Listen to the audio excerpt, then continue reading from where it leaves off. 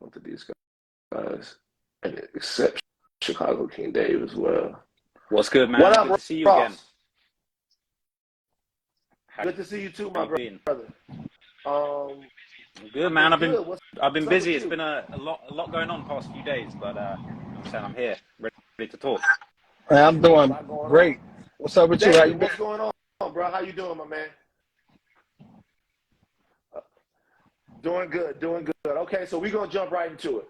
I told everybody on here a little bit about what we're talking about. With three grown men, we're gonna have a respectful and intellectual conversation about the glitches and some of the cultural issues that we might have and how those things might be portrayed on YouTube. Just to set the stage, King Von documentary came out on Trap Lord Ross's YouTube a couple of days ago. It's been maybe like 3 or 4 days now. I watched his entirety. I watched everything that he does. And while a lot of people liked it and thought it was informative, there were a lot of people from Chicago, King Dave being one of them, who thought that it wasn't either in poor taste or a little reckless. I know that Ross has never been someone to run from criticism of his work. And I know Dave is somebody who has a tremendous amount of interest and equity in his community and is a pillar there. So I want to provide a forum for you two guys to talk about it. And maybe we can get to a larger point of what the responsibilities are when we're covering areas like Chicago or other places like that. So that's all the talking I'm going to do. I guess the way I'm going to kick it off is I'm going to ask Ross, like, what made you want to do this documentary? And just let you guys know, it's called King Von, hip hop's first serial killer. And then after that, you guys can appreciate that, man. Good to be here with you both. Appreciate you, Van, for holding this, and you, Dave, for pulling up and having an open conversation with me. The reason I made this video is I've always been a huge fan of Von's music. I'm just a random dude in England, a million miles away from Chicago. But this guy's music impacted me. His songs were pushed to me through YouTube, Spotify. There was a time when I'd never heard of King Von, and then there suddenly I heard of the guy, and then suddenly he was all I was hearing about in the rap game. This guy with his amazing raps, these sort of deep, very layered songs all about murder and people he had supposedly killed. I was listening to these songs and kind of just thinking, like, is this true? Is this cap? Is this real gangster rap? You might remember, like, right at the start of my documentary, I kind of break down sort of like the history of gangster rap and how people are always looking for the new real artists. They're looking for the realest rappers, people who are really about what they say. When I first heard of King Von, I started listening to his music. It was kind of hard to believe that some of what he was saying was true. I started looking into him, and I was already making YouTube videos about kind of rap history at this point. And I ended up making a couple of videos about Von. And it was interesting because we're talking about 3 years ago now. But, I had Von and his team kind of reach out very aggressively, kind of threatened me and pressed me to take specific references to the murder of K.I. out of the video. And it really shook me up, to be honest. It really made me feel like, damn, I've stumbled into the path of, by his own words, a real killer. And, he's making this music about these real crimes. So I'll be honest, I kind of stopped talking about Von after that. But as time went by, his star continued to rise. He became a bigger and bigger artist. He's having songs on the Billboard charts, gold and platinum certified songs and projects featuring with Lil Durk, one of the biggest artists in the hip hop game, in the whole hip hop sphere right now. So this guy was kind of really pushed to me. And then, just over the years, I just slowly looked closer and closer into the stories behind his music. A lot of people have made videos and documentaries about Von, the murders he allegedly had something to do with. And, nearly 3 years has passed since he passed away. And I just kept looking into the guy. And at a certain point, I began to feel like, what, this guy really is the real deal. It seemingly did all this stuff that he rapped about. He seemingly was a killer. He said himself that he's got 7 bodies. And it just got me thinking. And, I went away and I looked at the FBI definition of a serial killer. And I felt he fit that description. And, I felt like I decided to make the video about Von. I felt people had a right to know about the stories behind his music. These are Billboard charting songs that are being played on the radio for public consumption. And I felt like, I knew I put a target on my back with the video, but I felt like he did meet the requirements that the FBI have for a serial killer. And, you know, I feel like I'm not involved in that life. I'm not in a gang. And I feel like, you know, I'm just a guy on the internet consuming music, reviewing music, looking at song lyrics. And, you know, I didn't feel like I shouldn't be able to talk about this, and put the documentary out. It's obviously gotten a big response. Some good, some bad. You know, I'm not afraid of having the debate about it. And I know some people's feelings have been hurt. And I'm down to listen and maybe understand why maybe some people didn't feel good about the video. But that's my perspective. You know, the guy was super famous. He was charting on Billboard with songs talking about how many people he killed. And I think I decided to look into it and make a video. I'll explain a serial killer to me. The definition that you received from the FBI. So the FBI defines a serial killer as somebody that's killed 3 or more people with space in between each of the killings. So not going on a killing spree and killing 7 people in the same day. It's killing people with time passing. You got time to think about what you're doing in between the killings. And killing 7 people, I don't think makes you a serial killer. The other element of what FBI defines as a serial killer is the element of psychological gratification.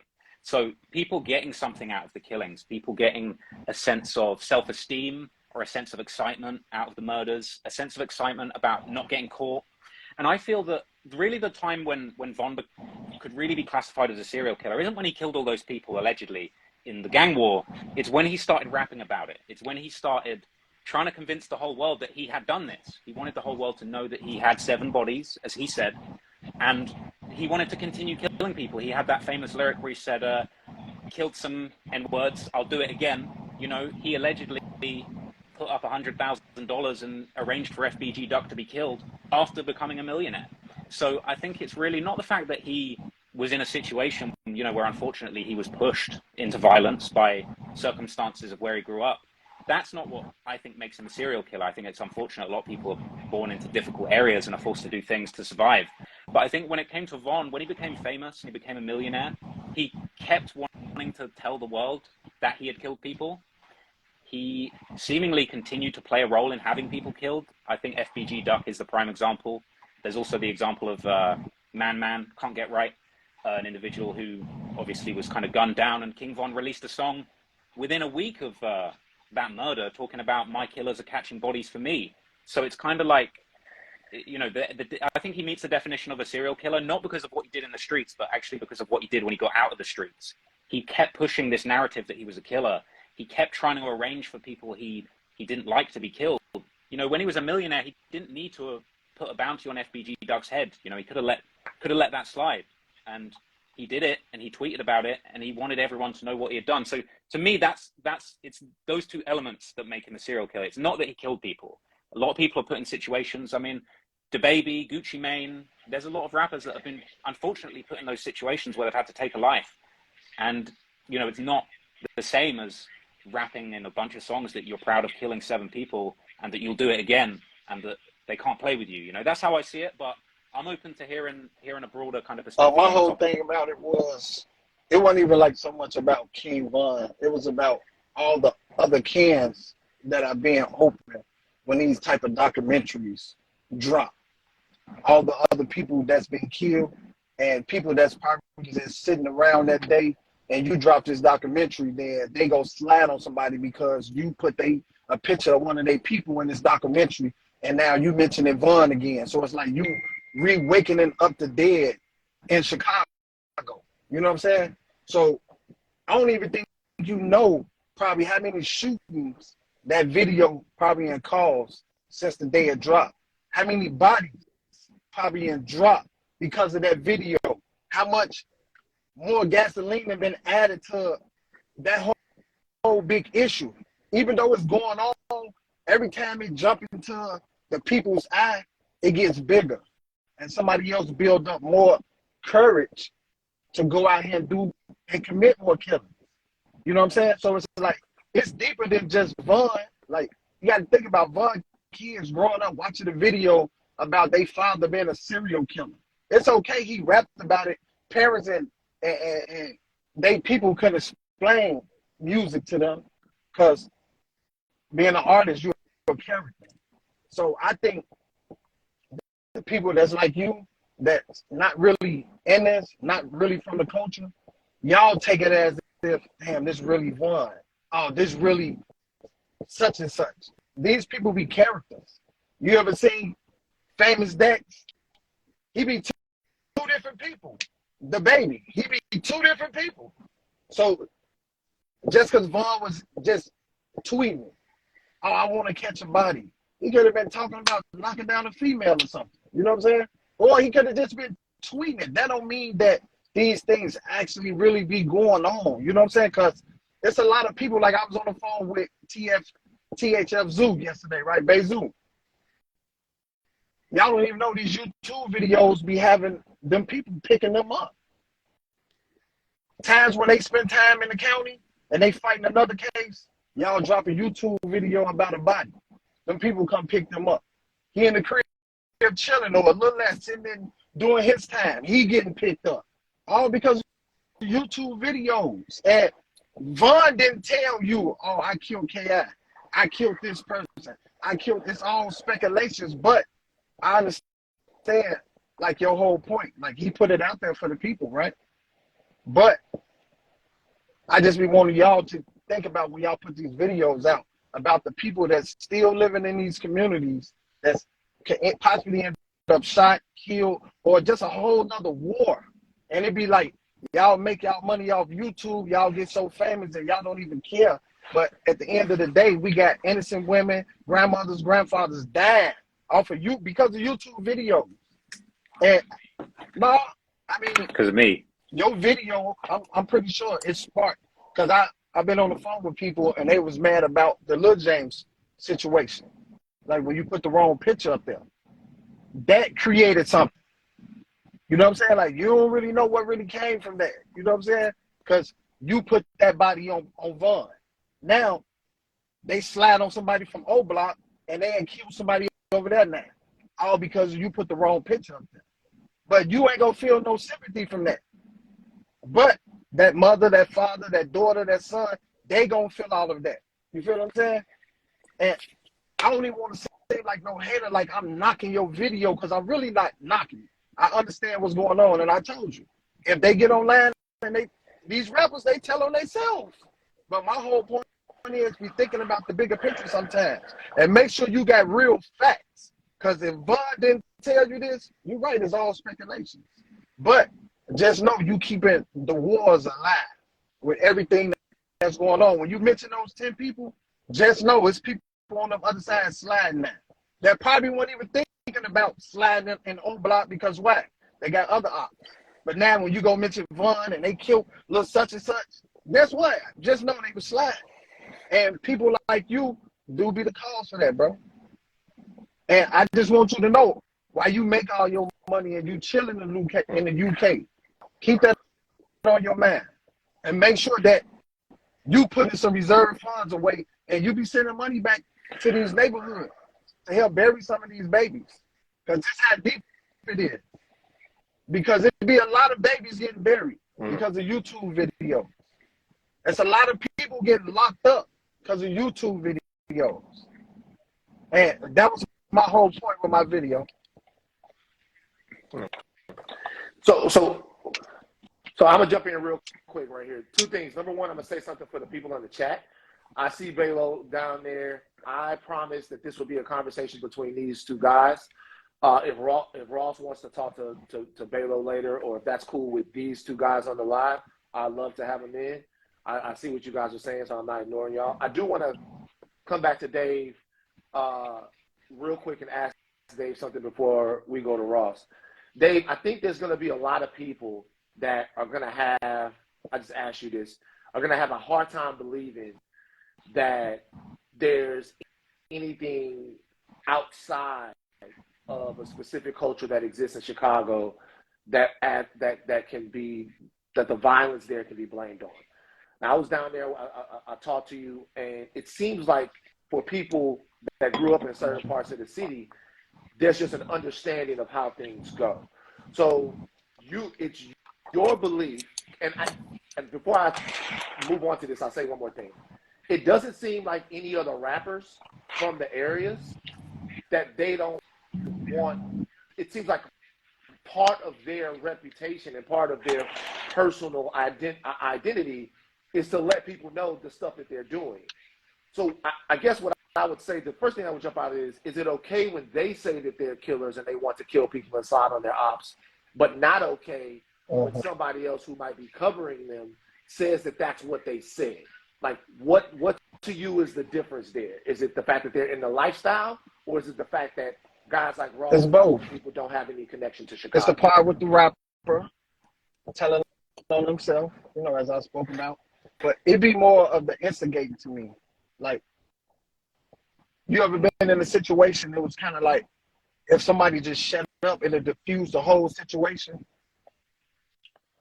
But it'd be the whole thing of how they just start really glorifying. Of course. Like, I feel like even him, he infatuated with it. People are infatuated with all this killing until they're in the middle of it. Until you hearing them switches going off. Until you getting your brother picture on your T-shirt. Then you ain't infatuated with it no more. There's really a way of life for black people. And it's sad, you know? But I just don't like when it's really being glorified like that. Because it's like sometimes just shh. That's kind of like trying to let it die down some. And then they come with these big documentaries. Oh, this person, the #1 killer. Oh, the #1 sniper. And then it'd be like, come on, man, be quiet. Like, you know, we do be trying to bring some type of peace with it, even though we're a long, long way from it. But it's like the instigating, it just get on my nerves, and it get on a lot of people's nerves. And it's like, we're not telling you don't put your work out. No, put your work out. We understand that. But when you do put in your work out, be thinking about the other people. And that's like my whole point. I don't have no beef with them. I don't hate them. I don't feel like that. I just hate when I just be seeing these wars and all these bodies. And in Chicago right now, it's more females are dying like the guys now. Every time you look on Instagram or Facebook, I'm seeing women. And it's sad. You know what I'm saying? So it's like, I know all of that is fuel to the fire. So it's like, come on, man, we don't need all that right now.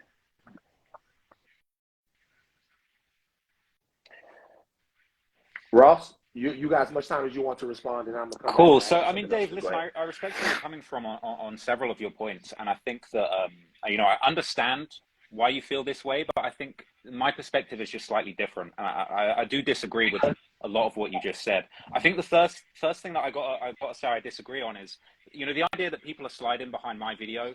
I just disagree with that, and the reason I disagree with that is because, one, people don't slide about something they heard on the internet. Like, people don't slide about a YouTube documentary. They slide about one of their homies got killed, one of their friends got murdered in cold blood. You know, how do you explain all the sliding that went on last week before my video came out? You know, all the different things that have been going on in Chicago.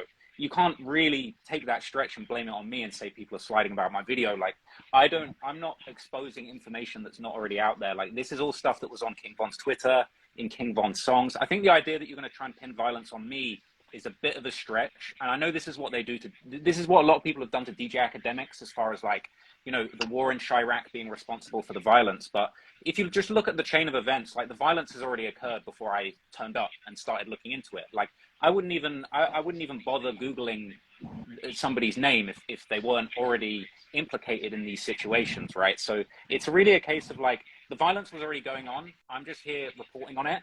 And I think any attempt to kind of blame me or even Akademiks, but let's stick with me, like, to say that people are sliding about my video, I think that's just, like, it's a really bad faith way of trying to, like, avoid responsibility, because the people that are really responsible for the sliding or the violence, you know, at the basic level, it's the individuals involved that are picking up a gun and choosing to cause violence. But then at another level, fine, if you want to make the next distinction, it's the city, it's the mayors, the politicians that have allowed these areas to get so bad, so dangerous, where there's no opportunities, that people are kind of forced into these, you know, gang situations where they need to use a gang for protection. I think those people, the politicians, and just the lack of guidance in these areas is much more responsible for the violence than, like, me reporting on it, because I wouldn't have any, if it hadn't already happened, I wouldn't have anything to report on, right? So it's kind of like, I just think it's a stretch to try and blame me. And I think that the people that need to, for my genuine opinion, is the people that really need to take accountability is, like, the city, the police, the mayor. Because let's be real, like, Chicago is a fucked up place. It's been in a messed up situation for the past, you know, 20 years, realistically, 20 years plus. where these things have been allowed to happen. You know, people, someone like Von, setting aside his music career, like we shouldn't have had a young guy that's in a situation where their father's getting killed when they're 11, right? He's already starting off at a disadvantage with that situation, right? So it's kind of like the circumstances that exist that allow young people to fall in these dangerous situations, you know, whether it's gang violence or you've got situations in Chicago where people are doing robberies and that's going wrong and they're ending up in, you know, people are ending up hurt and killed as a result of that. But like at the end of the day, I think it's just such a stretch to try and blame me and YouTube videos when really all we're trying to do is report on what's going on. Like you've got a guy like King Von who's making Billboard charting songs about how he's killed 7 people.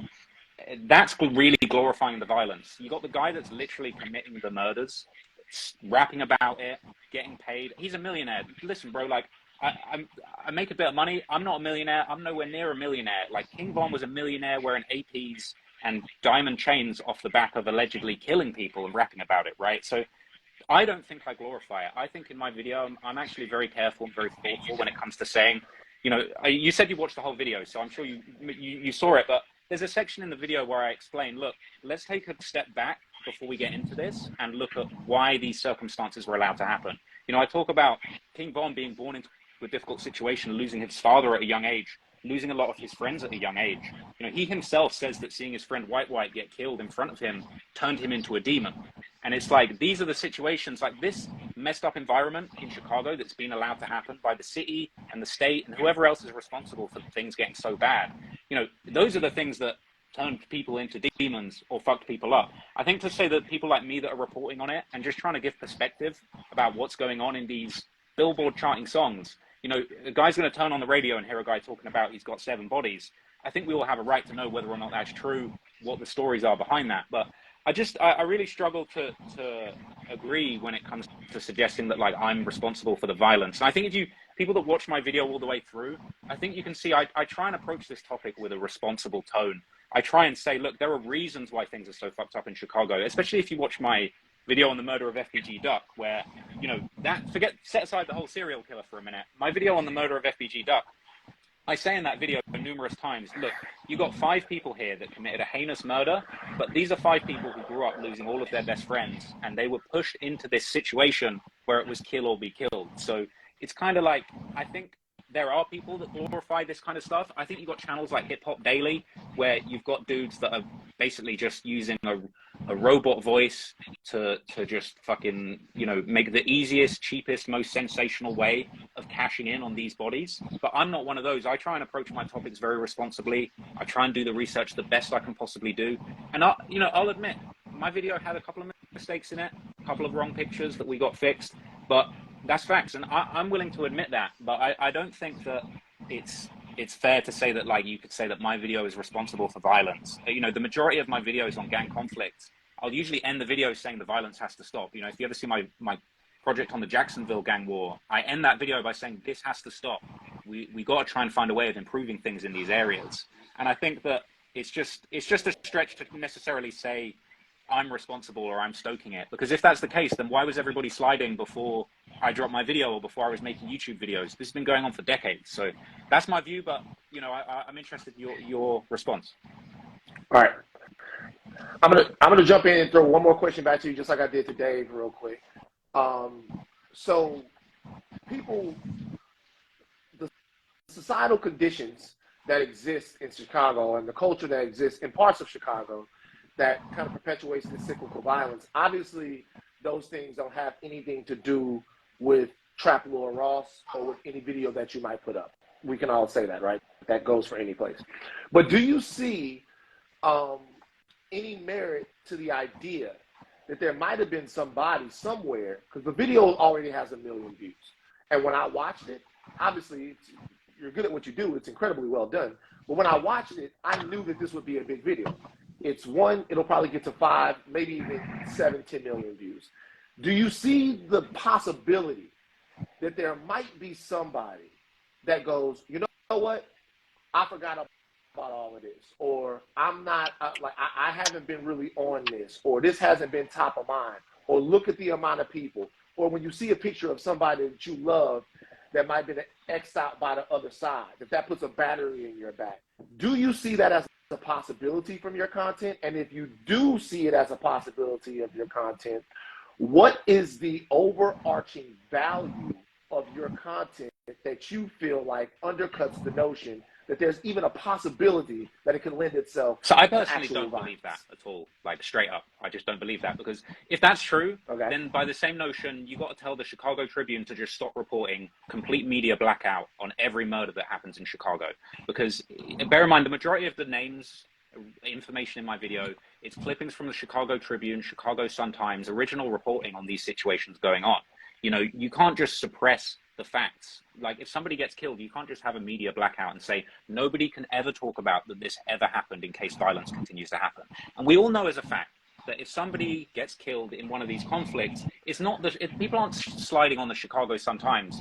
They're trying to kill the person that killed their loved one. Like, let's be real. Let's break this down. Like, people, like, it just is absurd to me that people are sliding about videos like, oh, they killed my cousin and I wasn't going to do shit. But then Traplaw Ross mentioned it in a video 12 years later, and now it's time to slide. Like, to me, that's just an absurd leap in logic, when in reality, you need people like me, Chicago Sun-Times, Akademiks, talking about these things. Because if we don't talk about the murders that are happening in these places, it's just going to get swept under the rug and no one's ever going to do anything. I think the city needs to acknowledge what's going on and do more. You know, seeing the mayor with Lil Durk after everything that he has said in music and that he has, you know, associated himself with, I think that does far more damage for the next generation of Chicago and stopping gang violence than someone like me regurgitating information that's already been reported in the Chicago Sun-Times 10 years ago.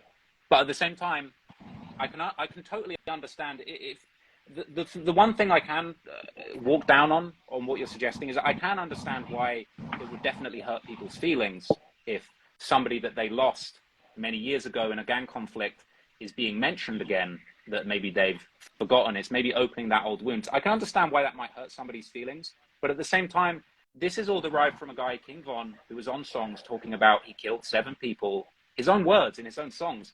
And I found it really, really surprising how many people have kind of like come out to try and defend this seemingly serial killer who killed at least 7 people by his own lyrics.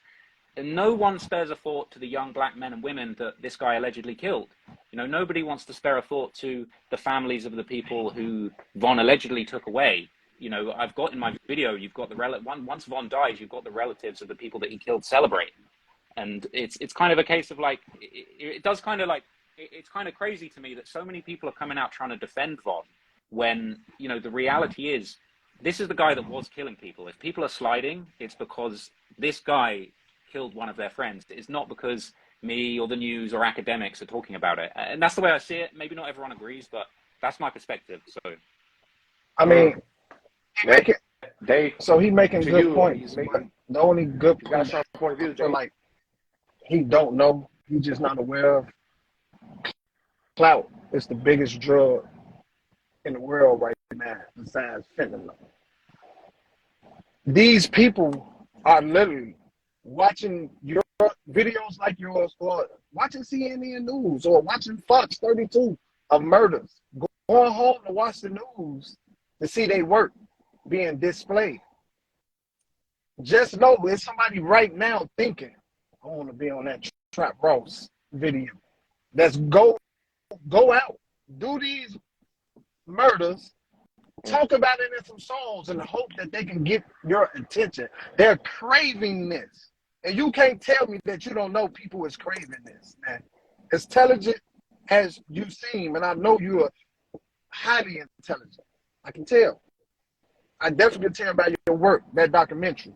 So I know you got to know that you're helping create other many needs. We can't say Von was a serial killer. He was never convicted of not one murder. Not one murder. Even when they thought that they had him for a murder, what happened? Beat the cases, right? That means he didn't do it. And I'm not on here like just taking Von's side. No, I'm just speaking facts. He was never convicted of not one murder, even though he rapped about it. You got Future rap about drugs. And people that be around and say, Future, do not pop fucking pills. People just put things that sound good to people. I'm pretty sure, Van, you done heard this. They say Future talk about Molly and all this shit. And guess what? You don't see him off no mop. People in Chicago. Future, I don't know. I'm not about to stop you, Dave. Future like to get high. But I don't know. See, now look, the only way you know that is if you was there with him and you was getting high with him or something. I wasn't with him, so I can't say that. But I just know that these stories, it be bigger. And I understand like the payola behind it. And I know that you don't want to have no ownership, knowing that you're linked to a possible murder. Because just know your story gonna be linked to it. And just know this is something that you just gotta deal with and live with. And it's okay to have ownership. You know what I'm saying? Don't try to put yourself to the side, because really it looked like a culture vulture. Like every time it's going on in Chicago, because I guess we like the biggest when it comes to this in America. So that's why everybody gravitates to Chicago, because it's a gangster city. You know what I'm saying? But it's always somebody just coming in, getting rich off of this, and all we doing is dying and going to funerals. And all we hearing is, no, I'm not in it for the money. I love Vaughn. I heard you say you love Vaughn music, but when you was on an interview with Adam 22 and he told you something about carry a poker, just like Lil Tim, if you was really a Vaughn fan, I didn't hear you stand up to Vaughn at that moment. So I paid attention to that video. You remember that on the Adam 22 video? That was deep to me. It was, because if you was really a Vaughn fan, you would have got offended by that comment, right? Yeah, in my defense on that comment, I didn't really catch that at the time. He kind of said it, but at the same time, I'll be honest, like, I don't disagree with a lot of what you've just said. Actually, I actually agree with a lot of what you just said. I think we are actually right now, we're in an era of crazy internet clout where you are right. I think people are killing and crashing out and committing murders for clout on the internet. I'm not disagreeing with you. There may be someone out there who does feel like, I'm going to catch a body and it's going to be in a Trap Lord Ross video, and that's going to put me on. But what I would say is that I think that to blame me for that is unfair, because I think that's part of a much wider conversation. Whereas I think clout, mainly due to social media, I think you've got guys like, for instance, this BTB Savage situation, which I didn't cover. I don't know that much about, but you got a situation where a guy, a self-defense killing, he's putting it on social media. He's getting all of this attention, capitalizing off of it to get attention on social media. And then he ends up, unfortunately, losing his life as a direct result of this. I don't think many people are blaming the social media platforms. No one's saying, you're kind of saying like Trap Lord Ross is in the wrong because he's creating this atmosphere of people doing crimes to get clout. But nobody says, hey, we need to ban Instagram from allowing these gang members to have a platform. And these social media accounts, these social media platforms, they are a big part of this situation. They're stoking all of this, like all of this stuff that's going on. They're giving a voice to it. But ultimately, at the end of the day, I think Instagram, whether it's Chicago Sun-Times, my channel, they're all part of a much bigger problem, which I think is just the fact that we've got a society where people are being allowed to fall through the cracks. And, you've got situations where people are having these gang conflicts and they're just putting it out there for the whole world to see and nobody's stopping it. I mean, these guys killing each other, it shouldn't even get to Instagram, whether it's the cops shutting it down and having some sort of intervention to stop these conflicts getting to this level, or just not letting the city become such a fucking nightmare where people are shooting out in broad daylight. I think it's like, once again, it's just like, it is all playing out on social media, but it's not Mark Zuckerberg's fault. You know what I mean? I'm reporting on this stuff because, let's be real, you said it yourself, Chicago drill is number one when it comes to hip hop music. Like Chicago, the drill wave, your city is the hottest topic when it comes to music. And part of that is because the music is amazing. Part of that is also because the stories and the violence behind it is so raw. And again, it's not, it's the same thing of like, do you want to blame the record labels? Like King Von, let's be real, was one of the biggest clout chasers when it came to hopping on songs and talking about, I've murdered so many people. And no one ever really levels this same thing at the record label. Nobody ever says, hey, Empire Music, you shouldn't platform this stuff. Somebody might slide. And bear in mind, you've got me doing a documentary about, maybe the nuance behind some of these stories. But then you've got Empire Distribution putting out a song by King Von where he's saying, my shorties are catching bodies for me. And the body is a guy that got killed the week before. that's definitely going to stoke violence. Or like, for example, the other option is like FBG Duck, when he made that song Dead Bitches, and he's talking about he's smoking on this person, that person, this person, that have all been killed in this gang war. Very rarely do you see people stand up and say, you know what, maybe Duck's music contributed to what happened. Maybe Von saying that all of these different people got smoked. Tuka, people saying they've been smoking Tuka for the last 15 years in the rap game. And it's like, nobody ever says, Chief, like, let's stop listening to Chief Keef, or let's take down Chief Keef's music. It's kind of like, it's a much bigger part. It's like my channel, the social media, the music. I think it's all a much bigger part of like a much wider situation that's going on in society, that ultimately, like me taking down a video or Akademiks saying that he's not doing war in Chirac, I don't think these things will solve the problem. You know what I mean? But I actually agree with you.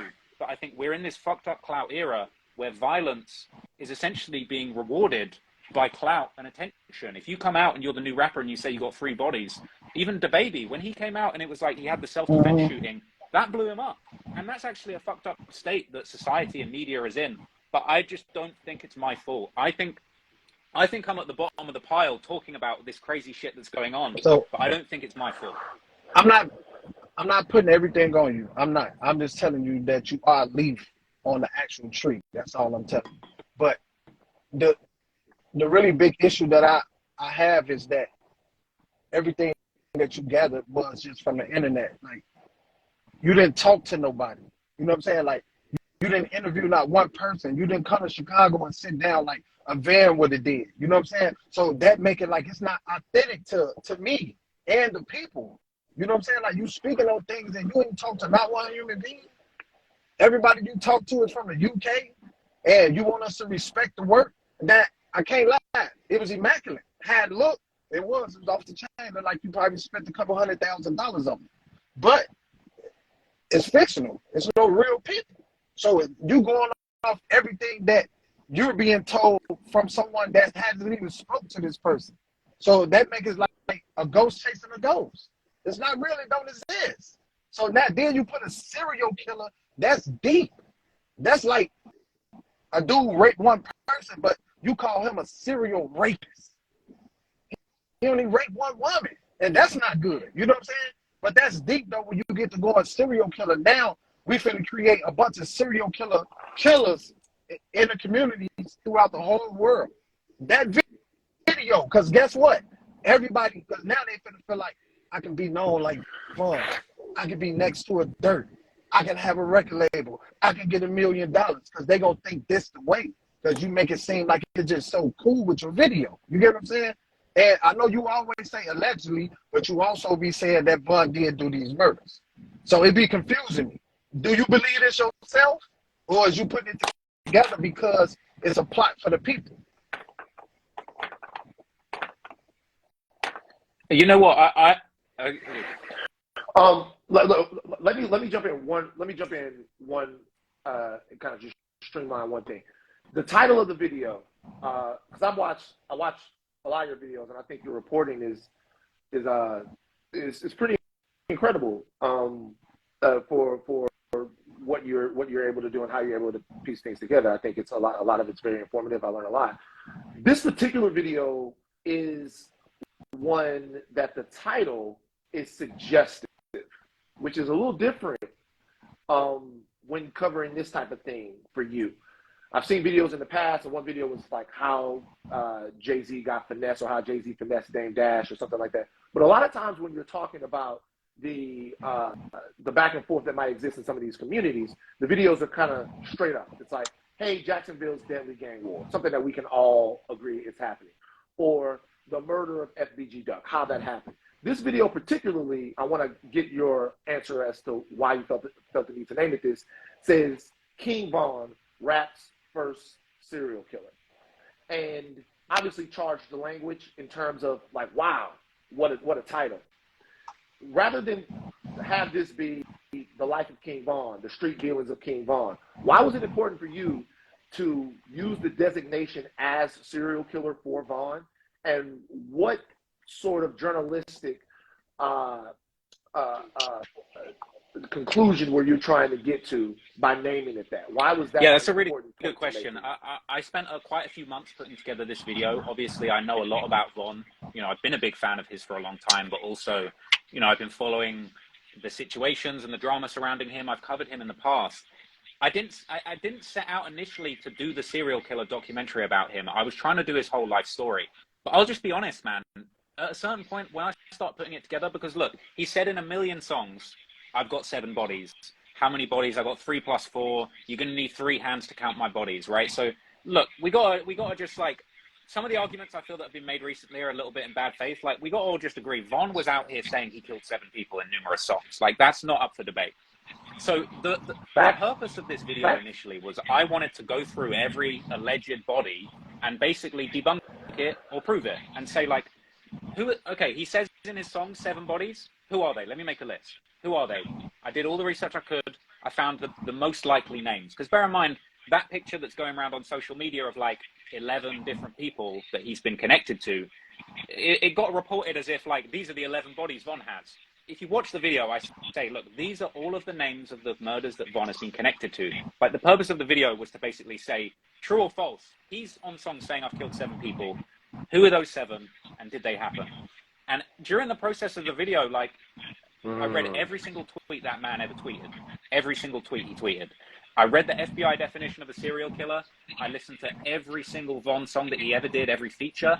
And I came to the conclusion, my personal opinion is that he is a serial killer. He killed more than 3 people in different locations over a different time span. And he got personal gratification out of letting the whole world know that he was a killer, that he would do this again. And clearly his whole infamy was based on that. Like, let's be real. A lot of people want to change the narrative now and act like Von was an angel. But right up until he died, the story was Von is the biggest demon. He has 7 bodies. That's why we like him. That's just fact. So the reason I gave it that title, I know it's sensational, and I knew that this would provoke a strong response, but I felt like the content of the video proves that he's a serial killer. I mean, I've said numerous times, it's my opinion that he meets the description of a serial killer by the FBI. I know a lot of people disagree. I felt like at a certain point, it was like, I think all the evidence in front of me, you know, 300 pages of research said this guy meets the requirements for a serial killer. So I said, I'm going to title it that. But I just want to do one thing. You know, I know we disagree on a lot of things, Dave, but I just got to ask you straight up. Do you believe personally that King Von killed anyone? I mean, honestly, I don't know. I mean, I can't tell you that. I can't tell you if Von killed somebody. Like, I wasn't with him. Not listening to his music, I would think he killed somebody. But me personally, no, I can't say that. See, I guess it's difficult because it's kind of like. Way to stay silent. Way to stay silent. Okay, there, but then man. okay, Don't. so let's add to that, right? What the fuck you think you gonna say? Let's add to that, okay? You don't believe Von killed anyone. He's got a tweet saying, I killed 5 GDs. So is that cap? Just cap. All cap. It's cap. He ain't been found guilty of it. It's cap. I'm not allowed, man. Straight cap. And he said he beat the case because they killed the witness. That's cap too. I can't tell you that. I ain't from that neighborhood. Okay. I ain't in the mix with that. Ross, you're gonna bump up against a lot of politics. These are questions. But I think it's important. I think it's important to show that because it's kind of like I appreciate the debate, and I'll take on anyone and debate anything, to be honest. But it's kind of like if you're coming from it from the perspective of Von never did any of the shit he was rapping about, and that his raps are all caps. Like, come on, man. Like we were listening to Von because he said he had 7 bodies, and everyone said Von was the realist, and he tweeted that he was whacking GDs often, and you know, to kind of like revise history and sort of say, and I know you're keeping it solid, and we're from very different worlds, and I completely understand how that goes, but it's kind of like, you know, if you want to get on and argue with me about the video's all cap, but at the same time, like, the dude was saying that he killed 7 people in his music, and he was known as the realest rapper out. It's sort of like, it's hard to take the argument into that next level when we can't really like establish those you know, the basic facts that he wasn't convicted of any murders, fine, but It'd be he like, said he killed 7 people. You better than the FBI. You actually doing the wrong protection. Because it's like the feds, I'm pretty sure So they would have had Vaughn already if he was a serial killer. If you found it this easy with it being online, don't you think the feds would have already had him? That's a good question, and here's my genuine response to that. Right, I at least I had 3 whole years from since Vaughn passed away to research this, and we all know that while he was alive, the feds were on his ass. So if you listen to his album Welcome to O Block, the literal first lyric of that album is "Police steady watching me." Like, he knew the feds were watching him. There's that clip in the documentary you see. He was flying on a plane the month before he died, and the feds were literally stopping him, searching his bags on the plane. So they were onto him. And then if you look at the documents related to the FBG Duck murder, you know, there's a lot of references to basically say that, you know, this guy was providing money to the block and arranging for these murders to happen. So I think that actually, I know it's kind of funny to say like, oh, I'm like the feds, I'm on it like the FBI. But actually, I'm 3 years late. And I think if Vaughn was still alive, I think he would have been locked up with Muwok and all of those guys. Like, I think that's how it would have played out if he was still here. Because he knew that the feds were on him. All right, let me ask you. Let me say something real quick, because I want you to extrapolate kind of what it was that you were saying, Ross. So, you know, I don't. Not Dave's not going to say this. I'm not going to say this. I'm not pinning anything on anybody they weren't convicted for or anything like that. It's not what I'm doing. But let's say, for the sake of your next point, that you believe 100% of everything that Vaughn put in all of his raps. Get to the point that you were about to. I mean, like, that's the thing. If we believe everything, so here's the thing, right? Vaughn. This is the problem I really struggle with a lot of the criticism I've been getting, because it's a lot of people are coming out saying it's all cap. Vaughn never did any of this, but right up until Vaughn died, all anyone would ever say. And bear in mind, I eat, live, and breathe hip hop all day. I listen to all the hip hop that comes out. I read everything that's on the blogs. All anyone was saying until Vaughn died was he's the realest. He's the realest Chicago drill rapper ever. His raps are all facts. You know, Vaughn himself was dissing other rappers. Vaughn was dissing NBA Youngboy, saying, "You got cap in your raps. You're not real like me." And Vaughn's on songs talking about, "I killed 7 people." So it's almost like people want to come to me and say the argument of like, well, he was never convicted. But like, let's be real. He was on songs talking about, "I killed 7 people." He was known as the realist. Bear in mind, if somebody comes out tomorrow and says, "I'm the realest rapper, I killed 7 people," and there's no proof, we can't go and look up all of the details of all these different murders they were involved in, people are going to say it's cap and their career's not going anywhere. Now, I'm not saying it's good that hip-hop seems to reward violence at the moment. I actually don't think that's a good thing. And I listen to a lot of great hip-hop music by people that aren't killers, for the record. But, like, I think when it comes to Vaughn, it's just really disingenuous for everyone to kind of turn around now and be like, well, he was never convicted. Because when he was alive, he was running around saying, "I got 7 bodies, I'm the realist." And everyone was like, yes, Vaughn is the realist. That's why we fuck with him. And, you know, again, I'm sorry if I hurt anyone's feelings with the documentary or the title, but like, bro, I was there drinking the Kool-Aid, listening to Vaughn's music back in 2019, 2020, going, this guy is the fucking realist. And now it's kind of like he's passed on and we've actually looked in and I've sat down and gone, well, he said he was the realist. These are all the real things that were going on at the time and they kind of add up. For everyone to kind of turn around and go, it was all cap. I mean, I think that it's a little bit ironic that we've got like Vaughn's relatives coming out saying it was all cap. Vaughn never did any of this. But like everybody was talking about how gangster he was when he was alive and how he was going to do this to this person and that to that person. But it's kind of like, look, all of the content around Vaughn is, I'm the killer. I killed all these people. I was in all these situations. And I just don't know why everyone's got to kind of come at me and try and shut me down or take down the videos when I'm reading Vaughn's tweets. I'm reading stuff the guy said himself, and he wanted to be known as a killer. I don't know if you saw, but there was that video that was really popular about Vaughn when he was alive by Trap Geek called The Soft Spoken Assassin. And, you know, Vaughn the day that came out, yeah, tweeted, I don't believe what all these white people are saying about me. But then a month later, he's changed his mind. He's calling himself the soft-spoken assassin. So he kind of fed into these narratives about him even when he was alive, right? So it's really difficult to argue with the fact that like all this is out there and he was the GOAT for being the realist when he was alive. And now 3 years later, everyone wants to kind of act like he was innocent when go and throw on one of his albums and you're going to hear all the same shit that's in my video, basically.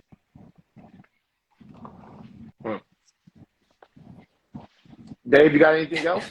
By the way, relax. Big I see you acting up in the comments. Relax. Y'all keep it kosher in the comments, man. Act always on some shit, man. Shout Um, out Academics.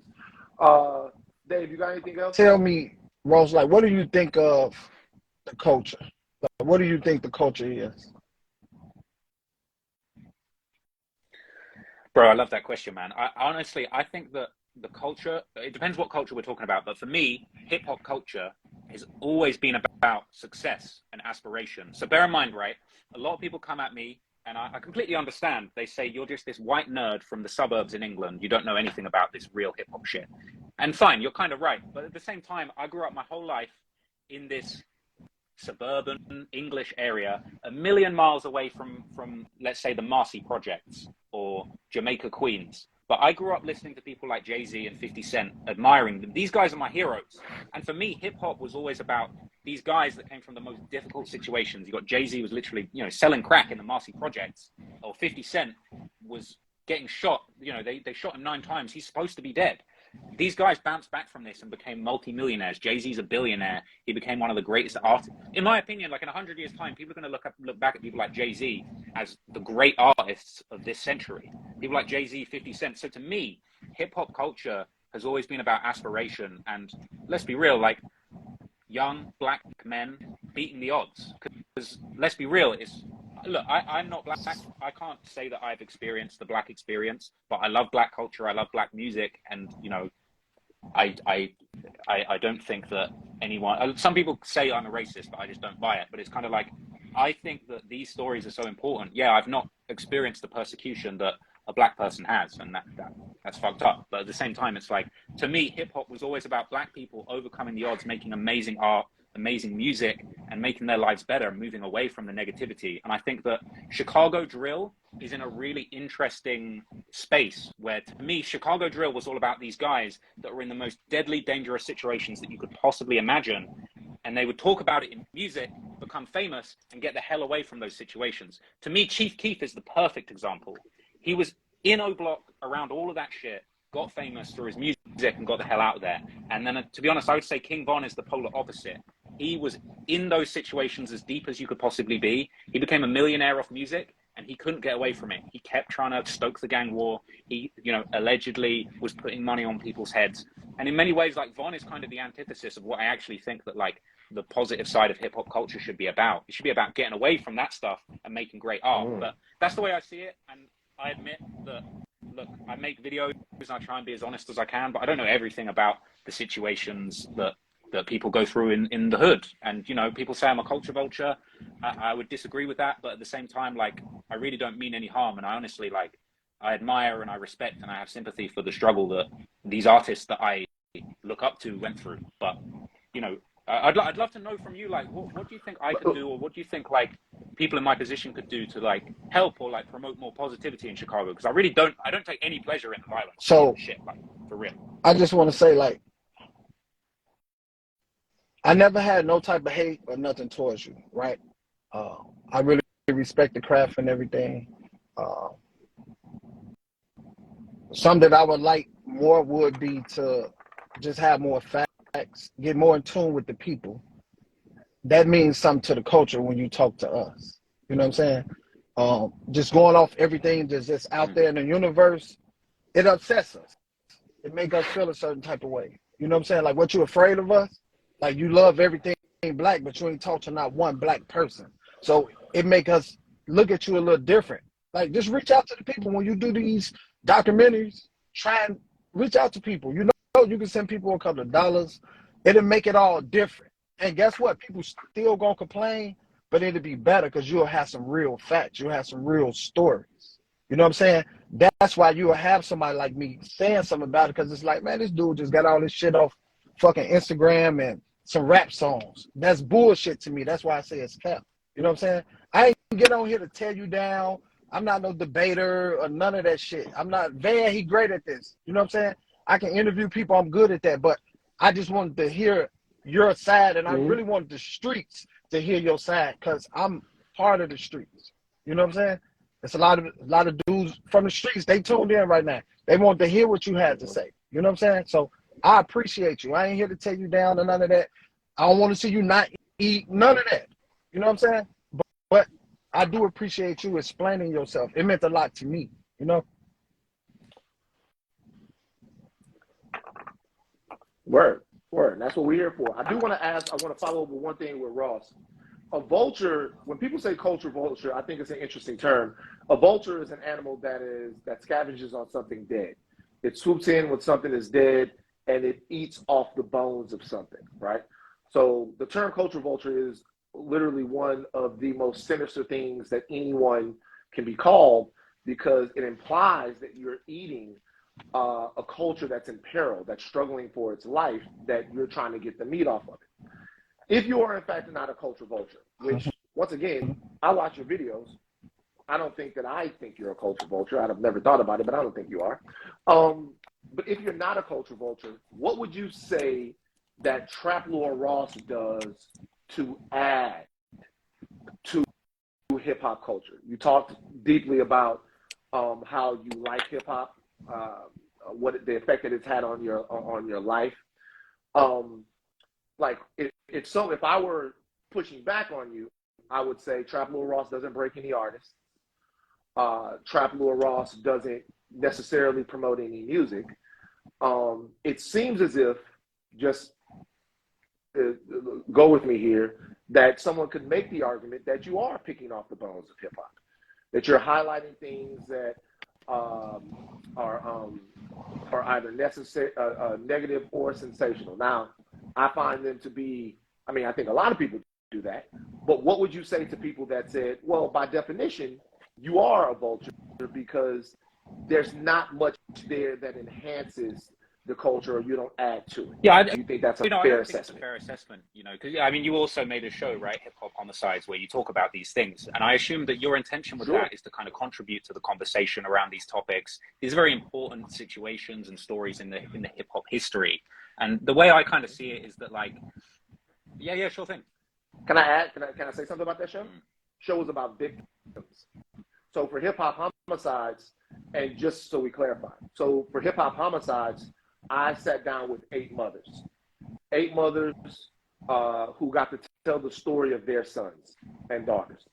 So the show that we made, in my opinion, and I'm not differentiating between what you do, the show that we made, the skin in the game that we had was, when we sat down to make the show, was to examine the dysfunction in these different situations that lead to these outcomes, and share energy with the families and the victims of the people where they're from that this happened to. Like, so for me, it was going to talk to Vaughn's mother. I was with Duck's mom. I was with XXXTentacion's mom, Chinx's mom, Soldier Slim's mom, sitting down there and hoping that everybody out there can see the effects of what this dysfunction actually does to people. So as we look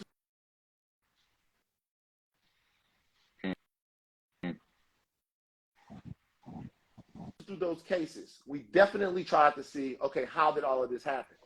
But the most important part of the show for me was to talk directly, to be on O Block, to be on 63rd, to be in Chicago with Dave, and just see how this is actually fucking people's lives up. I think So it's that's just what I would say it's to really a difference of, as far as like how you want to approach the project, because obviously the counter argument to that would be, well, Sure. you're exploiting these grieving families for people's entertainment, which I don't believe. But I think it's a difference in how you want to approach it. I really admire what you did with Hip Hop Homicides, and as Dave said, it does make a difference when you go and speak to people in person and you get those original first-person perspectives. Now, sometimes those perspectives are a little bit biased as well, but my approach when it comes to no, not sometimes. Well, yeah, but like, go for like, it. Yeah, the not difference sometimes. with me, Yeah. one, I mean, I would love to actually go to Chicago and speak to some people. I mean, you actually, that's something I'm kind of pursuing in the background. But at the same time, my style, first, when I started this, I didn't really have the means to fly out to Chicago and speak to people. My thing was I just sit in a room and I give my take on the hip hop history stories that I think are really important. But jump forward to now, when I'm covering more serious topics, I don't make jokes and little wisecracks like I used to in my videos. But now I take these topics very seriously. And I do actually try and capture the essence of what you're saying. Like, for example, when you look at the video that I did on FBG Duck, I had a whole chapter where I kind of analyzed, the statements that his mother had made and the experience that his mother had had. Admittedly, I didn't go and speak to her firsthand because that's just not my style. I'm more of a researcher rather than like an interviewer. But at the same time, I would say like, Sure. I try and put myself into people's shoes. Like when you watch my videos, I try and take on the perspective of like, I say, you know, why was King Von like this? Or like, why were the guys that killed FBG Duck driven to this? Well, they grew up losing their fathers or their friends to the gun in front of them, right? This drove the way that they were conditioned to think. It pushed them towards murder or situations where they would take somebody else's life. So I think the way that I try and not be seen as a vulture is I try and provide like a nuanced perspective as to like the wider societal reasons for these things. And I think if you want like the perfect example of what would be like vulturing the culture, you've got these channels like Hip Hop Daily or like, you know, these sort of channels where it's like, you can tell that they've just paid a guy on Fiverr to just find out all the King Von info that they can, throw it into a video, get a guy to record a voiceover and put it out. Like those people, I think they're just harvesting the culture. You know, there's no face to it. There's no nuance. It's just who's got bodies, sensationalize it, chuck a thumbnail with the writing's blood and throw it out there. And that's not what I'm on. Like I put my face in my videos. Yeah, I'm not the guy you might expect to be interested in these sorts of things. But like, I stand on my shit. Like, I put myself in the videos.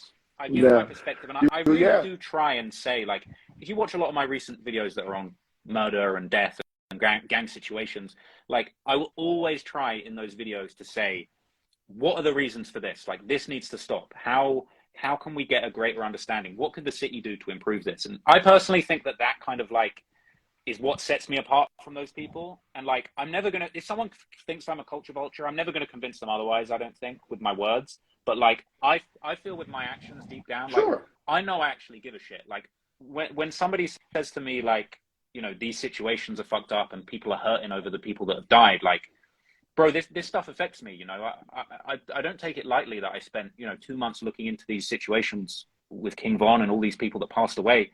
And, you know, it might be hard for some people to believe, but I do put myself in the shoes of you know, the families of the victims. And admittedly, yeah, I haven't gone out and spoken to them. And maybe that would be something in future that I could do, because I think that would be an important project. I just don't know how to approach it. But like, I put myself in those shoes and I think about the victims of, you know, of people that King Von allegedly killed. You know, I often think to myself, like, how must it have felt to be the mother of somebody that King Von allegedly killed? And then this guy is on TV talking about he's got 7 bodies. You know, in my video, there's a screenshot from, I think it's the sister of Malcolm Stuckey, one of King Von's, you know, alleged victims, where he actually ended up beating the case, and he later rapped that they killed one of the witnesses.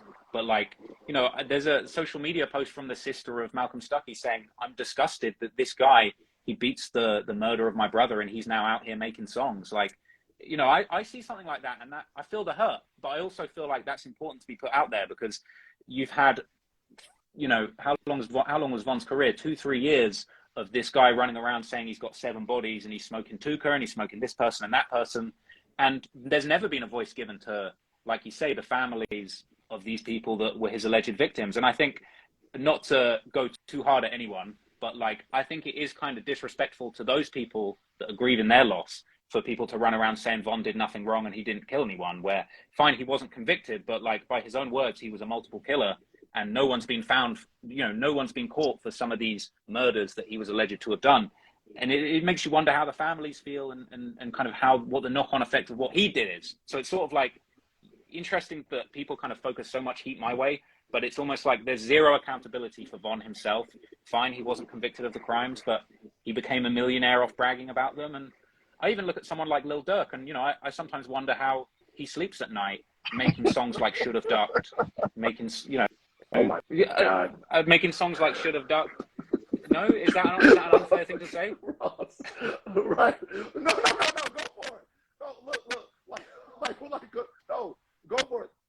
Like, have your say. First of all, I will say this. Ross did reach out to me and asked me to connect him with some people so that he could get to people in Chicago, so he could go to Chicago and talk to some people. And we did that. Like, I put him with some people, and Ross does plan to go down to Chicago. Hopefully, when you go to Chicago, you can stop by Dave's podcast and you guys can talk. What I don't want to do is throw salt or implicate anybody else that doesn't have to do with what we're talking about in this situation. By the way, Ak, if you want to join, send the invite and I'll put you on. I know Dave probably got things to go. He can't be here for forever. So I feel you, Ross. I feel you, Ross. I just don't want to. I don't want to Sure. throw Dirk in this Sure. for like no reason. Okay, like you know what I'm saying. I don't want to throw Dirk in this for no reason. But look, to be honest with you, like let me tell you why I find your videos valuable, and I'm going to ask all the relevant questions. I'm going to be honest about something for something right now. The reason why I look at you and had to really legislate within myself your content and who you are, I'm gonna straight up be honest. It's because you're white. It's because you're white and you're not from here. So let's be honest and talk like big dick motherfuckers for a second. Like it's because you're white. And let me tell you how that reflects how I looked at that and why I had to. And I've told Ag before, I was like, yo, the videos that he makes are really good. But me being from Baton Rouge, right? I watch all kinds of things on Baton Rouge. Like I'm into all of this shit. It's like true crime in me, swamp stories, whoever, all of that stuff about what's in Baton Rouge, right? And sometimes like I hear people talking about like my city, where I'm from, and the things that went on there, and I'm like, fuck. They talking about it like it's Call of Duty. Like it's like a real TV show to them. And I'm thinking, well, God damn it, like I knew some of these niggas. And I knew some of their older brothers, and I knew some of the people, and like it's a lot of shit that went on. And to see somebody that's like kind of not from it, have an opinion on it, at first it's jarring. And it's jarring for a lot of people. At first it's like, what the fuck is this motherfucker on? What is he trying to do? And it's our pain and suffering, which is cyclical and needs to come with some accountability for how we're changing our neighborhoods and who we're holding accountable as activists and politics and all of that stuff. All of that stuff is real. It just kind of seems like, okay, well, we got all of this stuff to deal with. And on top of that, we have more. And on top of that, we have somebody who doesn't have any skin in the game or doesn't know what it's like to kind of live in a place like that, just getting paid off of it. Now, for me, I don't make excuses for motherfuckers doing dumb shit. I'm too old. I'm 43 on Sunday, and y'all need to get right. So I get a better understanding of certain things, some information that I might not have had by watching your videos, because they're very deep and detailed. However, that is not a substitute for me reaching out to people like Dave, for me reaching out to the other people that I made in Chicago to understand not what might have happened, but how it feels. Because like at the end of the day, and this is for everybody, the hip hop homicides as well, and TMZ before that. It's not like I've been somebody that's never been in a place that's been criticized, Ross. But I'm saying, but what I'm saying is, sometimes with what we're talking about, like we feel the loss of the people that have been in our neighborhoods. We feel the people that are going to be killed. We know that it's coming. We interviewed FBG Cash when we did hip hop homicides, and yeah, rest in peace to Cash. Cool guy, funny guy. He's dead. Yeah, man. Rest in peace. Rest in peace to Cash. He's dead. He's dead. He didn't even live to the premiere of the show. You know what I'm saying? And I'm like, and I'm like, yo, man. Yeah. I called Dave when that happened. I'm like, yo, man, what the fuck, bro? Like, and I don't know what he had done. And even while when we did that episode, I politely asked Dave to move a hat that had a diss on. I politely asked Cash to move a hat that had a diss on it, because I don't want to be in the middle of all of that stuff that's going on. But I think to distill everything that I'm saying right now, I think it comes from sometimes people in the Black community or from different parts of the Black community, the feeling that our pain is being exploited, the feeling that the dysfunction that's being done to us intentionally is somebody else's entertainment, even if it's ours as well. That feeling is what you get sometimes. And it's not always fair. I'll just be real with you, Ross. It's not always fair. But I'll be honest with you. You up for the conversation, and as we talk, I always have felt like your interest in these issues were from a genuine place.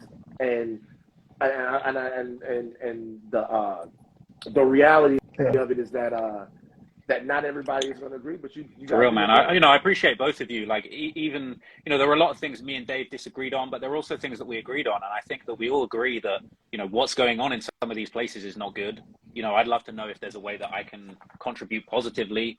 And, I'm open to any kind of discussion. So, I appreciate there's a positive side and there's something positive to come out of this. But at the same time, like, I feel like I've gotten maybe more of a bad rap than I deserve recently. But like, I'm open to any kind of conversation. So, I really appreciate this. And Dave, for you to like come on and actually have an open conversation with me and not kind of just shout me down, I really appreciate that, because I think we're gaining some understanding. And, maybe I could come to Chicago and meet you. There are a lot of people in my DM saying they're going to smoke me if I come to Chicago. So Hey, man, make sure I'll that be doesn't honest happen. about that, man. That can happen. Me and Van talked about this before. So Chicago a tricky place, man. You just got to be careful with the people that you deal with. Backdoor is a sport in Chicago. You know what I'm saying? And people would love to put you on the documentary. Just know that. The same way they love to put Akademiks on one. Jesus, bro, I know it's true. All right, act.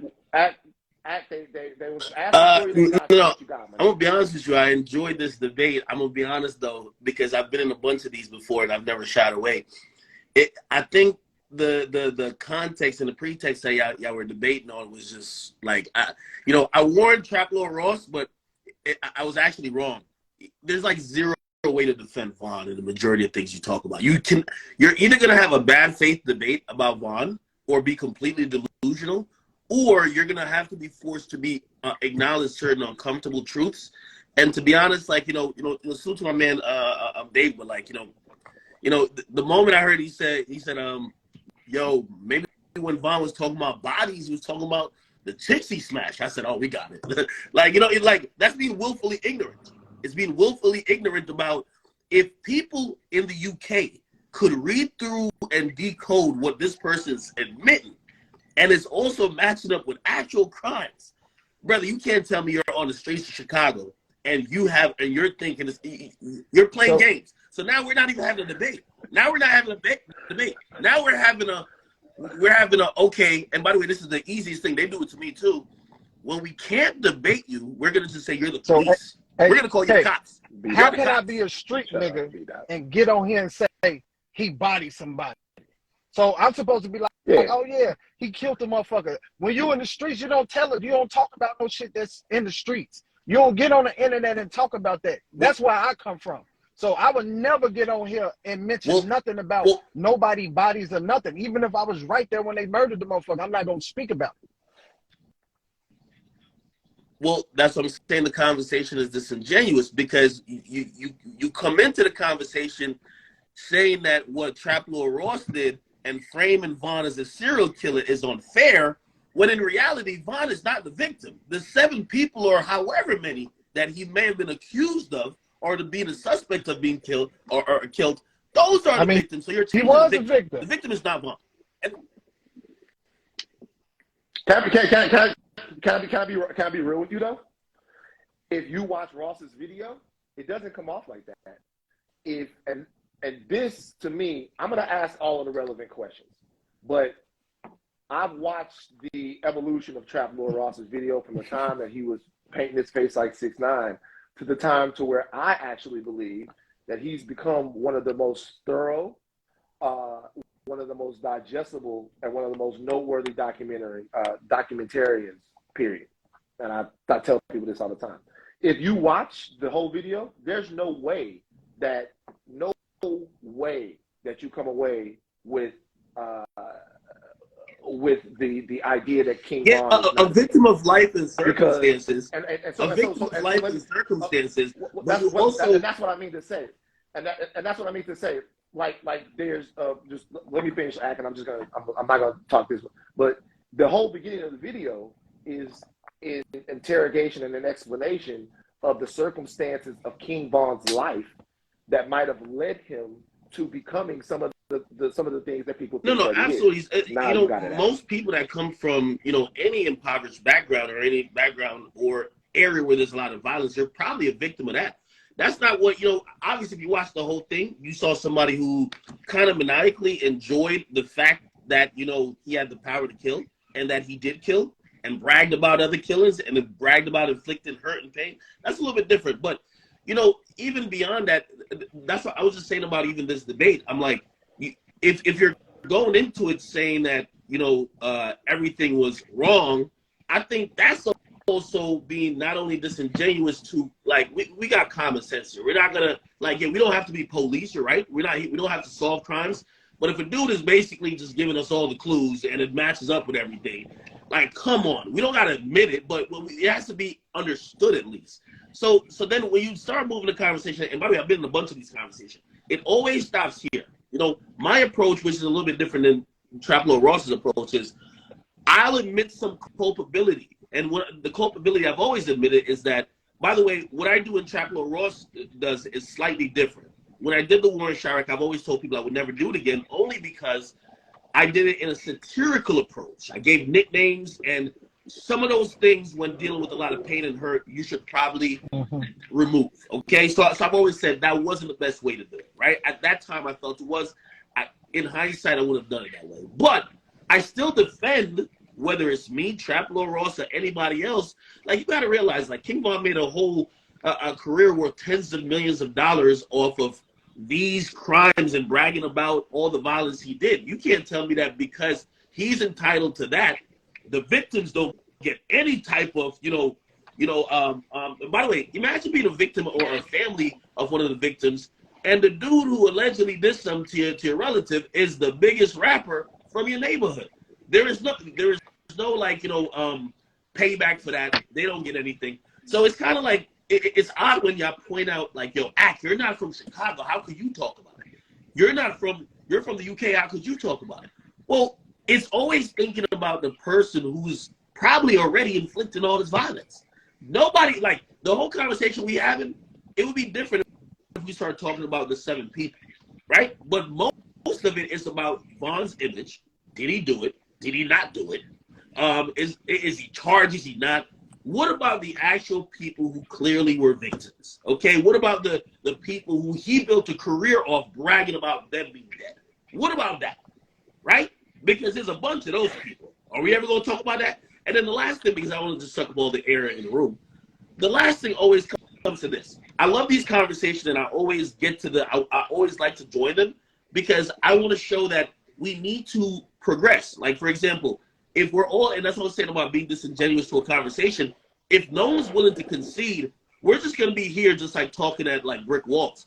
The reason why I always say, okay, I'll admit that, the way I handled the media for that time in the war in Chirac wasn't the best, is because I'm hoping other people are going to say, well, these things aren't as well conducive to trying to stop the violence, but no one stops there. People usually lump all the blame on the media, right? Yo, it's people like me or Traplo Ross why people are sliding. Are you kidding me? You tell me that when Lil Durk drops like 15 names and is put on his Instagram story, actual real situations that usually people like me or Traplo Ross, like, he's naming people we don't know. We got to Google. Like, we're like, the funny thing is people think that Traplo Ross has like a PI, like a private investigator or like some type of like cooperant in Chicago. Yo, he's Googling. He went through a Twitter feed. You know what I mean? Like, he's looking up Chicago Tribune articles. It's not that hard. You know what I mean? Like, these coded messages to think that crime is contained within a community, and that if anybody else decodes these simplistic ways of how, people are kind of glorifying crime, you know what I mean? Like, these dudes are talking about scoreboards all the time. Check this. Like, come on, if somebody else who has a brain to say, oh, they're talking about killing each other, they're not the problem. The niggas killing each other are the problem. That's what I think. Here, again, I know I said it was the last point, but I just want us to further the debate. So if you think Traplo Ross is wrong for making this video, I would ask you this. Do you think Lil Durk is wrong for continually making music, stoking a fire, and also laughing at people who died? If you do think that, because I think we should come to some type of agreement, right?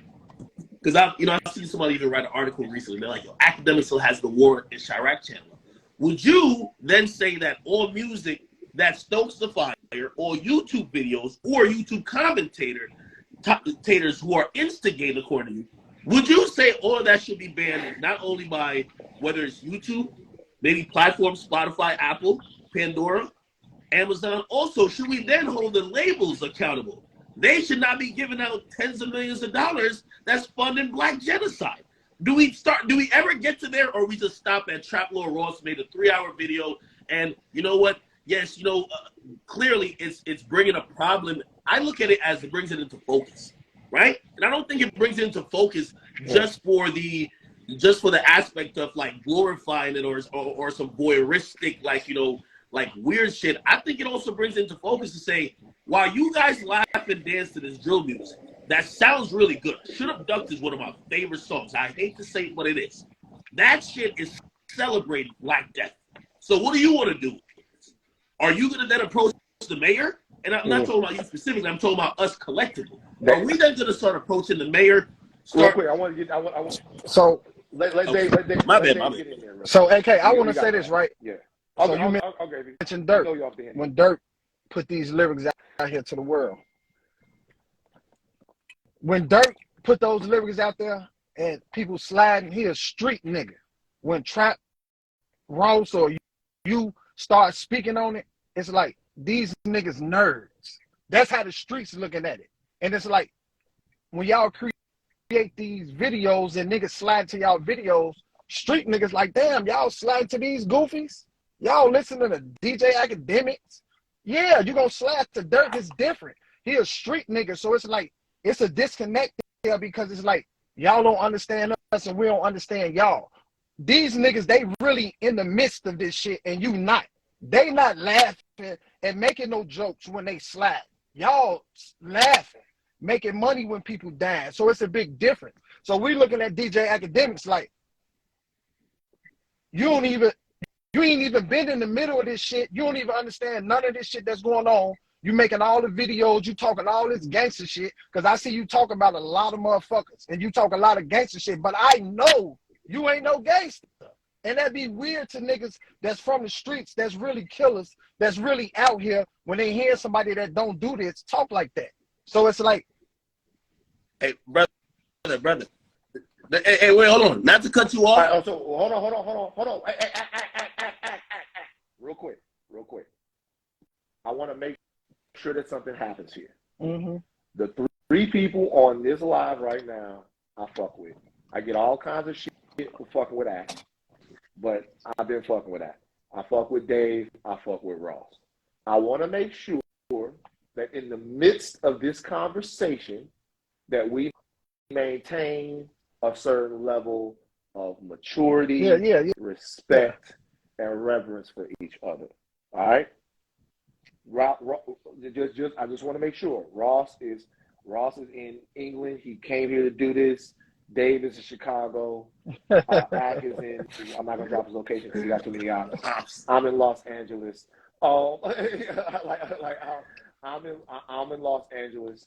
I just want to make sure that we all maintain that level of respect for one another. Go ahead. I see the fucking wheels in your mind turning. But no, like, so I mean, I hear the point he makes, and I understand the perspective, right? So we're all kind of like trading ideas, and that's why I'm glad we're all keeping it respectful, because at the end of the day, I'm not going to say there's either side right or not. There's just a lot of different perspectives here, right? People looking at it differently. What I would say to him is this, right? I would understand and agree with the perspective if it was like, for example, there's killing happening everywhere.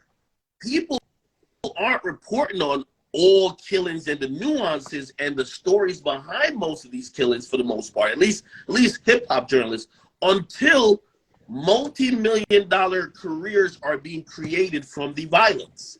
So as you say, oh, they're in the middle of it, I would also ask you, do you believe that? Because the majority, like obviously there's a portion of drill music that really is because you're there, but a lot of drill music is because that's the content that sells. I don't think Dirk's reality is that, niggas better duck. I don't think that's his reality currently. Like Dirk is a very wealthy guy, but that's the music that stokes a particular passion, even in people like me, right? Where even if you've never lived it, that music is great. Like, you love it. So again, everybody plays upon it for business and to make millions of dollars, including the record labels, including the streaming platforms we're all on. Let's just be honest. So to say that, oh, the people who are rapping about it, they're only doing it because they're in it, that's cap. You get what I mean? These dudes are rapping about it, maybe initially. Like, you know, when you hear the story of, like, how, say, Chief Keef made his first hit, they're like, yo, he at least that's what the story I heard. Like, yo, after one day they did some shit, you know, he just hopped on the mic and he was just trying to do something. That sounded real organic. But that's far removed from what drill music is actually now. Drill music is a billion-dollar business, not only for the rappers themselves, the billion-dollar business for the labels and the owners that sign those checks. And people know promoting black genocide, whether you are still in it, whether you've ever lived it, or whether you, on a voyeuristic level, you know, you have friends that live it or you've been around it, it is very lucrative. So for you to say, hey, there's still a difference. And by the way, I've always said this. Trap Lord Ross video has 2 million views. If you think about a song like Should Have Ducked, it's platinum. If the equivalent of that in views is 1 billion. So when you say you're the problem, well, what about a song that actually names the person and basically taunts him? Well, I always say the people who are upset at Trap Lord Ross or DJ Akademiks, they're always quiet when it comes to the rappers. They never say, hey, we should boycott this song. Hey, how about we stop? Hey, how about we write a letter, or how about, there's many ways to do it.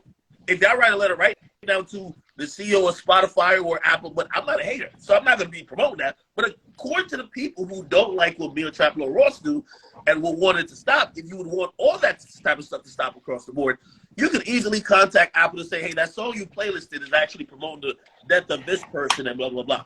But nobody actually goes that far. That's what I'm saying. These conversations, on face value, they look good, but it does nothing because we stop short of addressing any problems. And by the way, I'm not saying the problem is Dirk or anyone else who does drill music. It's systemic issues, but we never get that far because you know what? We got a white dude here who seems like he's not in the culture, making a video that's very viral about our culture. We could just stop by saying he's the problem. So Ross, you want to jump in? I got something to say, but I'm gonna make sure. Yeah. I think it's really interesting because I think the one argument that a lot of people kind of really gloss over when it comes to this stuff is like people want to blame me, but then they just completely skip over the labels. And there's been a lot of hate for labels, not just for like promoting the gang violence, but also like kind of promoting all of this drug use and death, you know, whether it's the Juice WRLDs or the Futures. When it comes to labels, they really don't seem to care about, you know, whatever they're putting out, whether it's the black community or just the music listening community in general. You know, the record labels don't seem to care whether they're telling a whole generation of people to listen, to take perks, to sip lean, to kill their ops. You know, these are major record labels, billion-dollar corporations backing this stuff and pushing it. And you know what really, this was crazy because after I released my Von documentary, I had a VP from Empire, his label, DM me saying he was going to fly to London and beat my face in. So you got record label execs sliding about this stuff, bro. I couldn't believe it when I saw that shit. But like, honestly, the labels need to. And by the way, talk about being disingenuous, right? I'll give you some real shit that's actually happened, right? If we talk about instigating or fanning or fuel, I heard Dave mention, hey, sometimes there's tension, and actually, if people just diffuse it or don't talk about it, it goes away. Okay, I'll give you an example. All them niggas in the Bronx that's beefing doing Bronx drill, Capital signed a whole all of them, everyone. Okay, King Fly got some. Here's the thing: when a record label basically then signs everybody doing the same type of music, beefing with each other, and they give them checks, they're all now iced out. Do you think it incentivizes them to say, "Let me stop dissing my ops and go sing to a girl," or does it say, "Let me diss my ops some more"? Well, okay. So let's distill this and roll it back a little bit. All right. So I think we're actually talking about two different things here, because if we talk about the crux of an issue, which is dysfunction in specific Black American neighborhoods, then there are all kinds of reasons why that dysfunction exists. If we're talking about the glorification of that dysfunction, that's a separate structural entity onto its own. And let me tell you what I mean by that. A corporation doesn't have any feelings. Like, this is something that was expressed when the baby got in trouble. And people were wondering, well, why do those corporations like continue to play music, the baby's music, when it's talking about Black Death. But if the baby talks about the LGBTQ plus community, then he's canceled. The difference is what the audience will accept. The audience will accept a specific type of music because, frankly, they're used to it, right? An audience, the LGBTQ plus community will not accept that type of conversation about them for an artist that does that because they feel like it makes them unsafe. In the communities that we're talking about, being unsafe is kind of a part of the theme, right? So music that is unsafe or music that promotes something that's already going on isn't shocking to a lot of people. Now, let's say we put that to the side. The question then becomes, well, who should make a lot of money off that? That's kind of what we're talking about. Like, who should make a lot of money off this function that already exists, that exists before I was born, and I'm the oldest guy on this call, before Dave was born, before Akademiks was born, before Trap Lord Ross was born. Does it matter who makes that type of situation into something where they can profit off of the Black Death? Now, if you're saying right now that the labels should be responsible for that, they should. And they should be responsible for it because we say so. The labels should be responsible for it because we say that this is exporting an image of Black people that we don't put up with, that we don't like. The reality is that we don't really care about that because the drug dealers and killers and thugs, these are people that are in our families. These are people that we have to love. These are things and stuff that we're used to. It's a separate societal issue, right, in terms of this. And we're going to go deep and talk about why these neighborhoods are like this.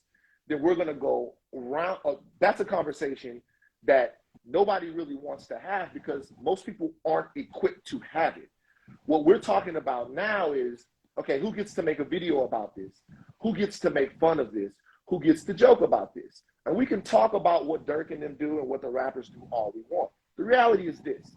People are going to feel a way if you either make light or sensationalize the pain that exists in their neighborhood and you are not from there. If I made a video right now, a comical video about the Holocaust, or if I made a video right now about how badass Hitler was, all right, the people who have to live with the legacy of that are going to say, even though it happened, we all know that it happened, it's clear that it happened, they're going to have a problem with it. So the responsibility and the question becomes this. And this is a question that we've all had to ask ourselves. Me and the way that I cover things. I'm sure Ak in the way that he covers things. I'm sure Ross in the way that he covers things. When we are making whatever we're making, talking to whomever we're talking to, doing whatever we're doing, forget about Dirk. Forget about Vaughn. Let's not play the what about game. What about the rappers? What about this? What about that? What is your responsibility? What is Ross's responsibility? What is Ak's responsibility? What is Dave's responsibility? What is Van's responsibility? And if you say, I don't have a responsibility because the rappers don't have a responsibility, that's fine. I personally think that that's actually not taking responsibility or for who you are. I think that's what about it, or what about these other niggas that's doing it. So what I'm saying is, and you say you learned this from the war in Chirac. Forget about everything else. People are talking about whatever. What do you feel like your Hold on. I'm glad you mentioned that because you're right. Like that's very important. But as I said, you can't. That's why these debates I kind of almost don't even participate in because they're all disingenuous. You're gonna have people who are gonna just blame you for murders. Oh no, they're only sliding for you. Oh, you made a video. Oh, they're only the violence went up when I stopped doing war in Chirac. What I'm trying to say is that when we're gonna have people that are gonna be willfully ignorant to basically almost deny that there's really issues there, and just point at you covering it, or even if you like they felt you were stoking it, they feel like you're the biggest problem.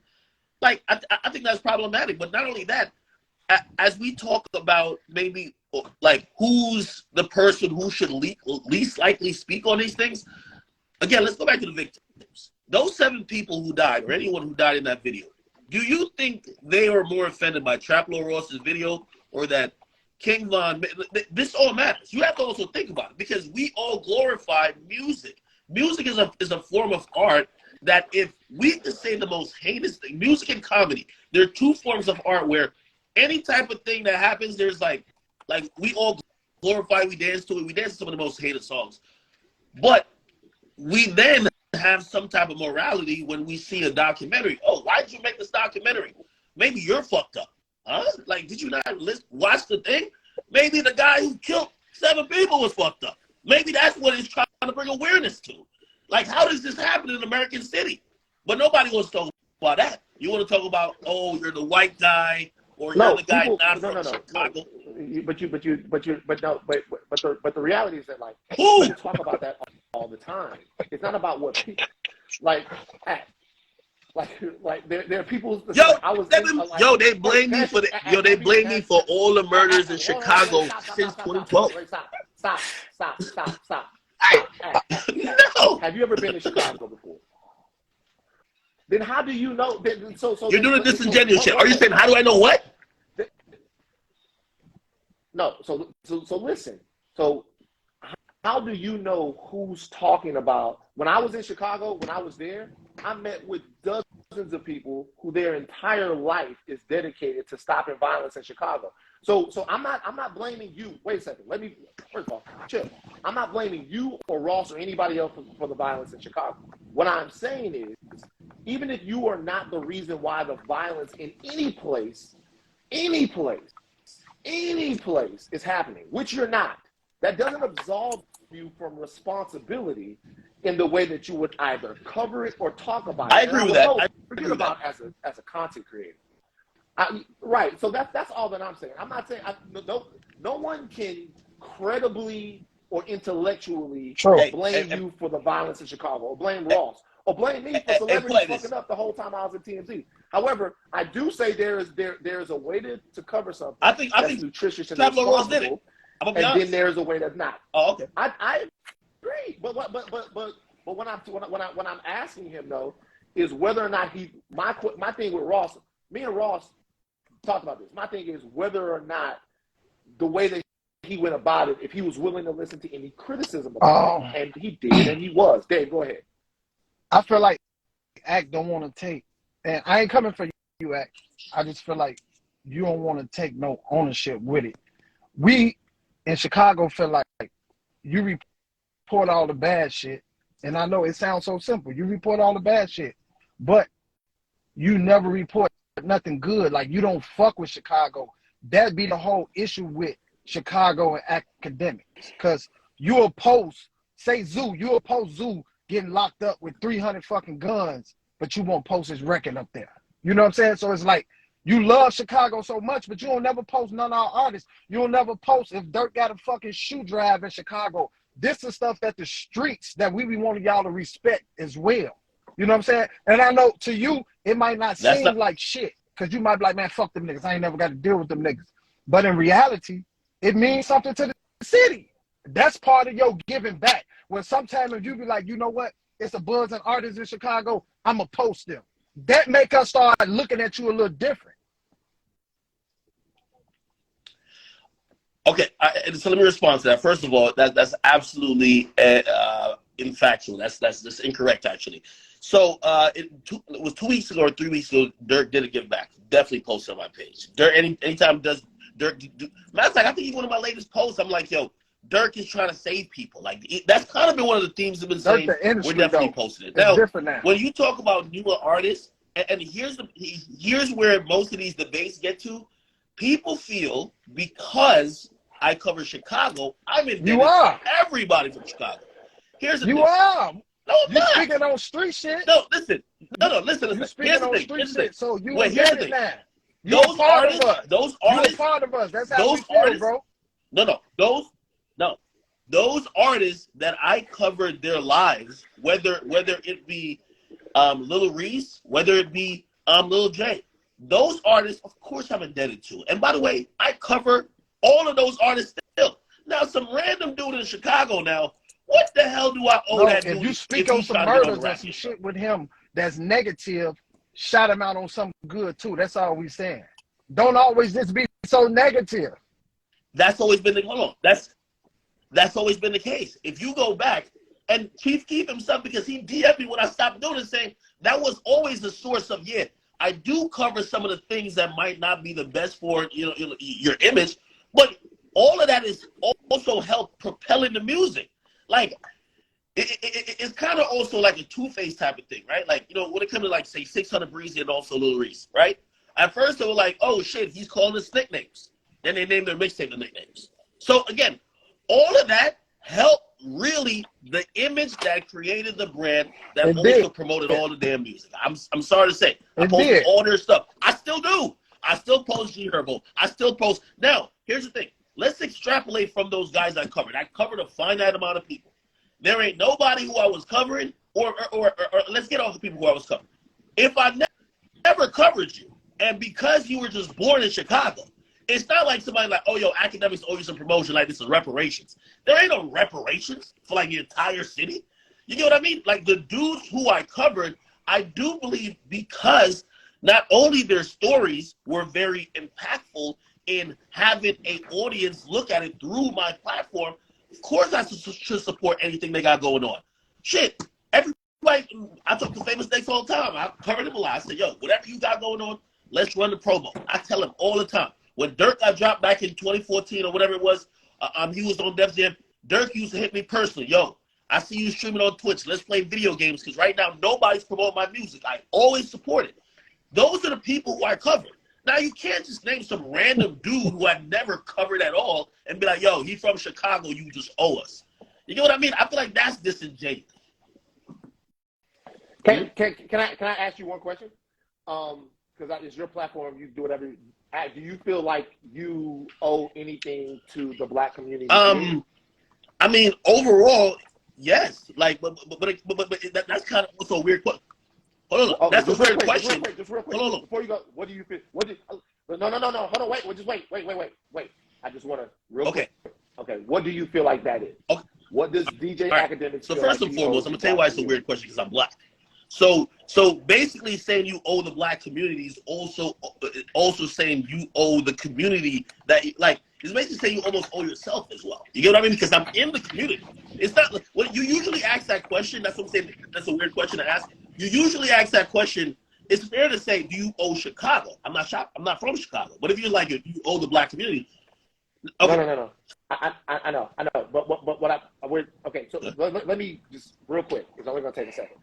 Like, what we're talking about, if you are white and you're looking at what's happening in Chicago, not just in Chicago, but anywhere else, there's a disconnection that you could feel to what's going on there, to where you would feel like, I can cover that or do whatever and whatever I want, and it doesn't really matter. Case in point, TMZ. Harvey covers everybody kind of the same, but he doesn't understand that there are specific sensitivities when Black people are involved.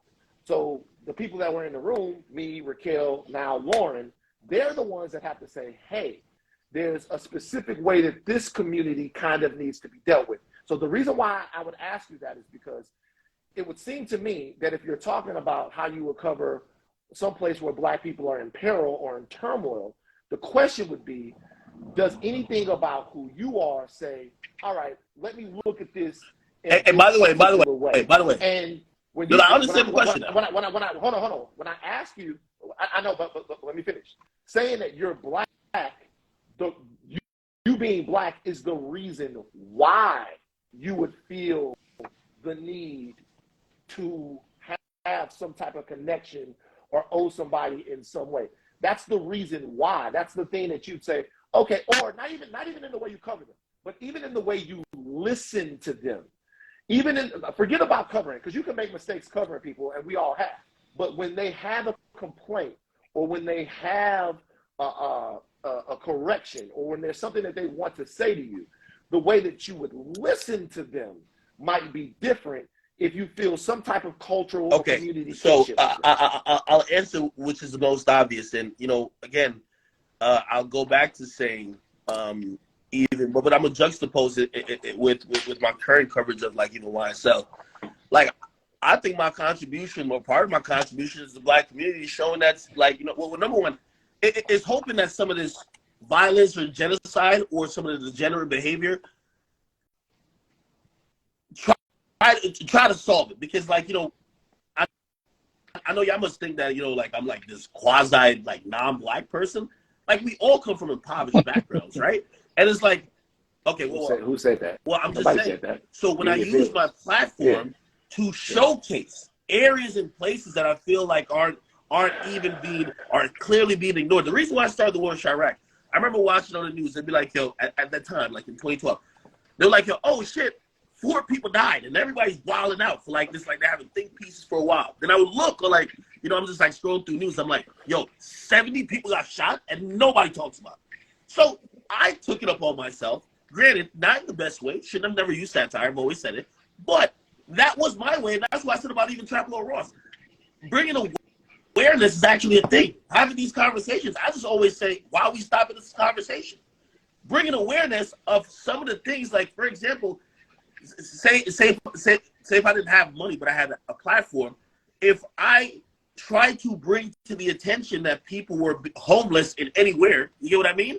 And try to get them help. I think that's trying to help the black community. I'm not focusing on what the fuck they're doing in Idaho, them white boys over there, because that's just not what I'm into. I'm focused on the regions where music and similar interests of mine are affected. And in those situations, if I could bring awareness to either a situation or a particular place that seems like, you know, they need immediate help, I think that's my contribution to the black community. You know what I mean? Well, I get it. And so I understand that. I think that we all try to do that in our own ways. And by the way, everybody has a career, and they get their information out in the way that they do it. And there's always somebody to tell you that you're not doing it right, or tell you that you can be a little bit better at it. That's just, everybody here is a semi-public person, and so you're going to take the good with the bad.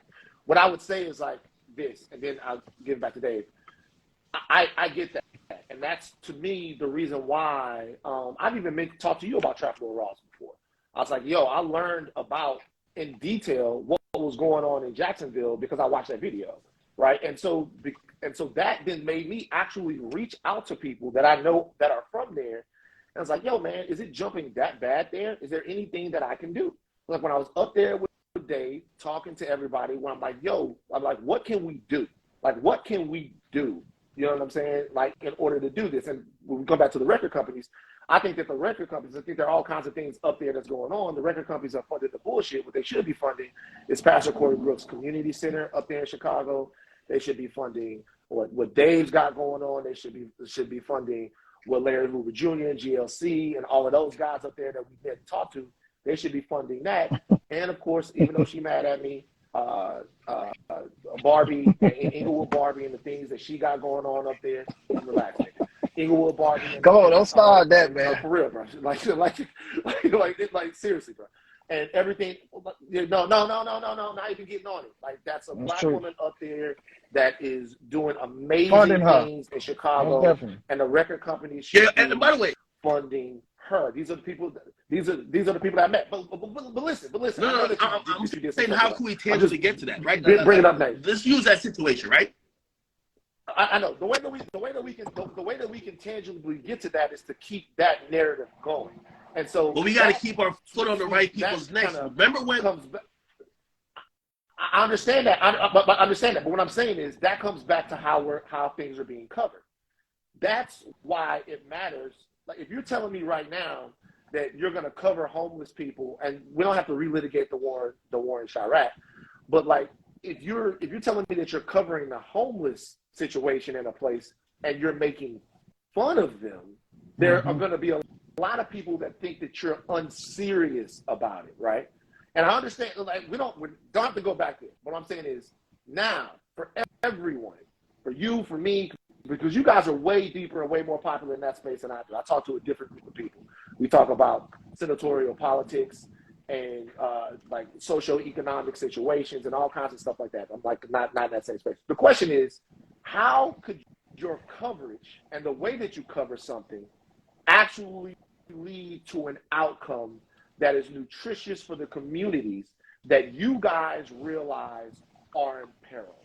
Like, is there any way to do more? And do you even feel like you have to do that? Because if you feel like that you have to do that, then there'll be questions that you're willing to answer, and there'll be conversations that you're willing to have. And then I want to get Dave back in here. I don't want y'all to get to arguing, but I feel like Dave is the only one from Chicago, and he ain't talking that much. Again, I'm not from Chicago, but I see a path to actually having some tangible things done, right? But I think conversations like this, and because it always stops like this, and then we start over again till we get outraged again about something, it stops at that journalist or the media personality or the content creator. So this is what I believe, right? So remember a couple of years ago when, like everybody was just calling out a lot of these companies to be racist. And all of a sudden we had UMG, Sony Music, and obviously Warner Music. They're the big three that own all the music. They own about like 87% of all music, right? And everybody ponied up $100 million. They said, here's $100 million to black people. We don't know where that money went. We don't know where it got allocated to. Back maybe like a year or two ago, I made a personal donation to like Inglewood Barbie. And by the way, like obviously Dave probably got his own things going on. Having some funding from the people, right? Not necessarily like, I might be decent off, but like these record labels, you could actually put them in a position where they have to give back. I think they watch these conversations, and even though we might mention that, who the real motherfucker who's actually benefited, it's not Trapper Ross with a video with 1 million views, it's the person who's actually making billions off of this. You could actually force them to at least put some resources back in the community that care about it and actually move around with it. Here's the thing. I am all the way in like, again, if my platform could be used to make that happen, I would love to do it. That's why I'm on here saying that. But you know what happens? Everybody else is going to be like, nah, nigga, it was you. You gave niggas nicknames. We're going to stop at that. That's the bigger fish you got to fry. It's like basically being mad about the laws of your city, but scared to go to one of these council meetings. Like, you don't even want to show up in politics. Yeah, you could talk about it all day, but if you want tangible results, maybe if there was, different allocations of funding for different things that could possibly try to help and quell these issues, maybe we would see a reduction in violence. It's not going to be like, oh, bro, you're making videos, that's why people are sliding. No, let's try to get more resources out of the people who are benefiting the most.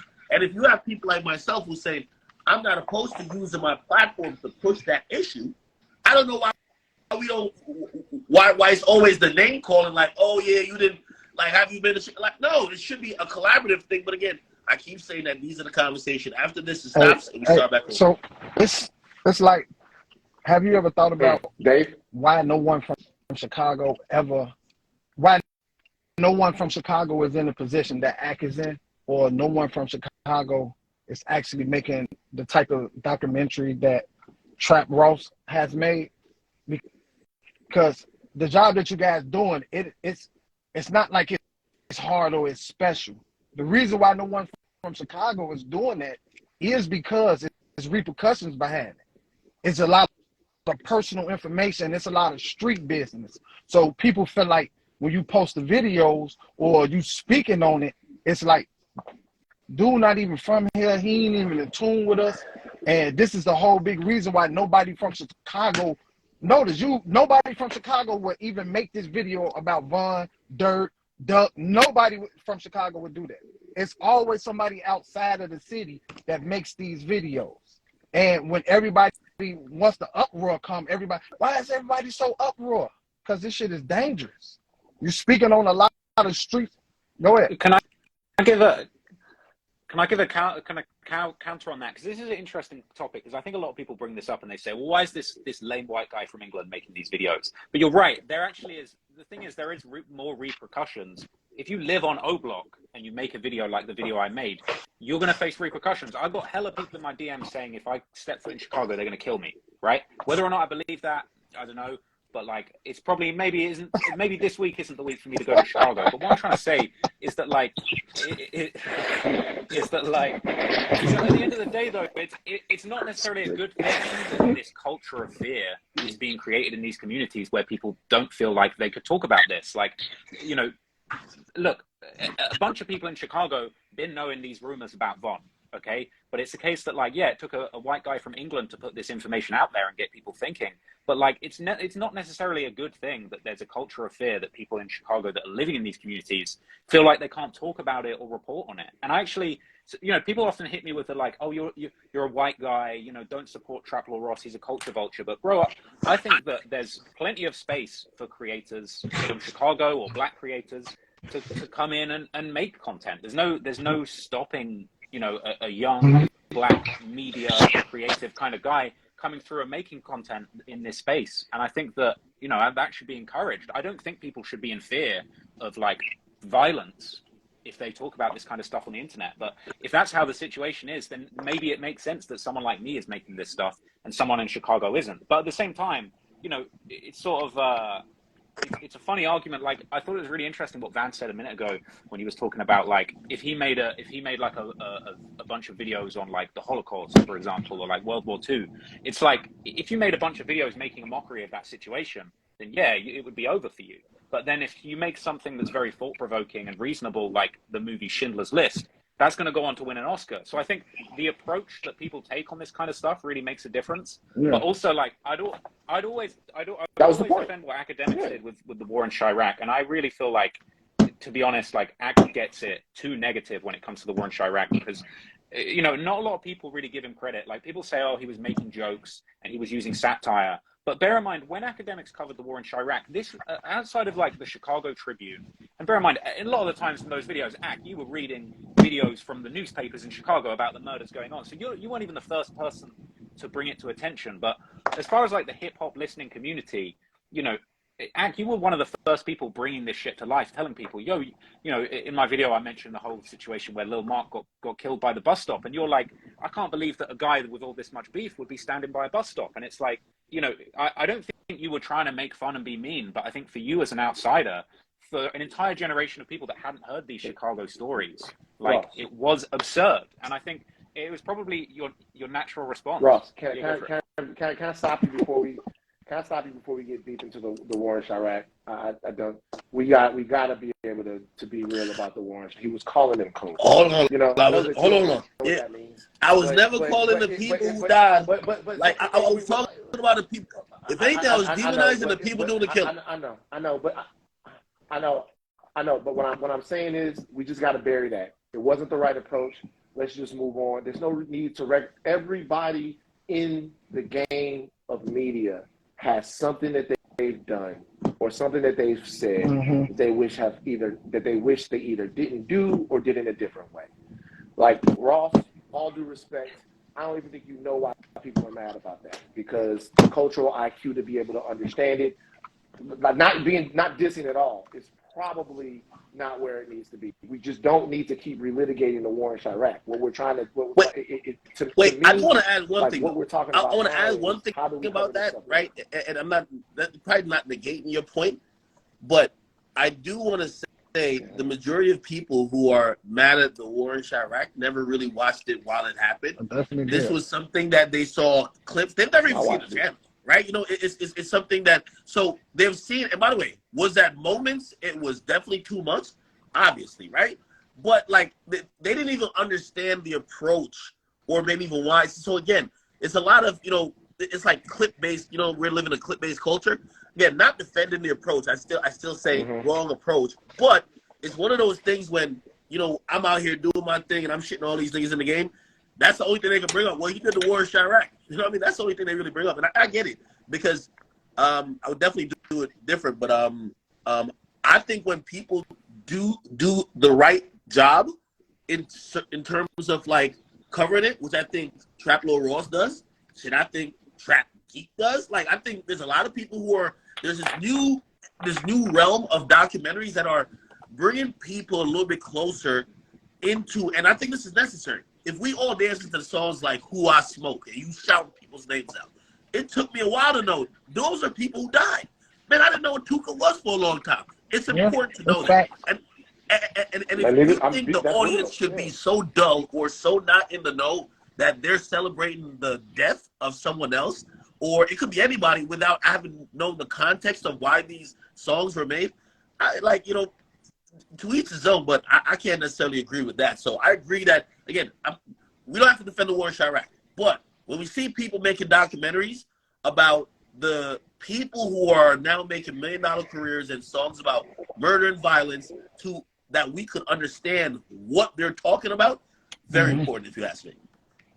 Can I just add one more thing to just elaborate on that? Because I just want to make sure that like my perspective on the war in Chirac is clear. I'm not necessarily, I've seen all of the war in Chirac. I'm not necessarily like defending everything in it, but what I am trying to say is that like at the time, you know, no one had covered this type of stuff before, right? Ak was bringing the approach that at the time he thought was appropriate. Maybe he didn't realize how real shit got, but that was nearly 10 years ago, some of those things. And it's like now the culture has moved on so much. You've got someone like me where it's like enough time has passed, enough understanding has been developed that we know that Ak wouldn't talk about people in the way he talked about them back in the war in Chirac when this shit was fresh and he wasn't a big name. But it's like, I think enough people have gained an understanding of how real it is in Chicago that we now are ready to take it seriously. And I think it's almost like, I just want to make sure that like Ak gets his acknowledgement as far as like, he brought that shit to people's attention and now it's serious.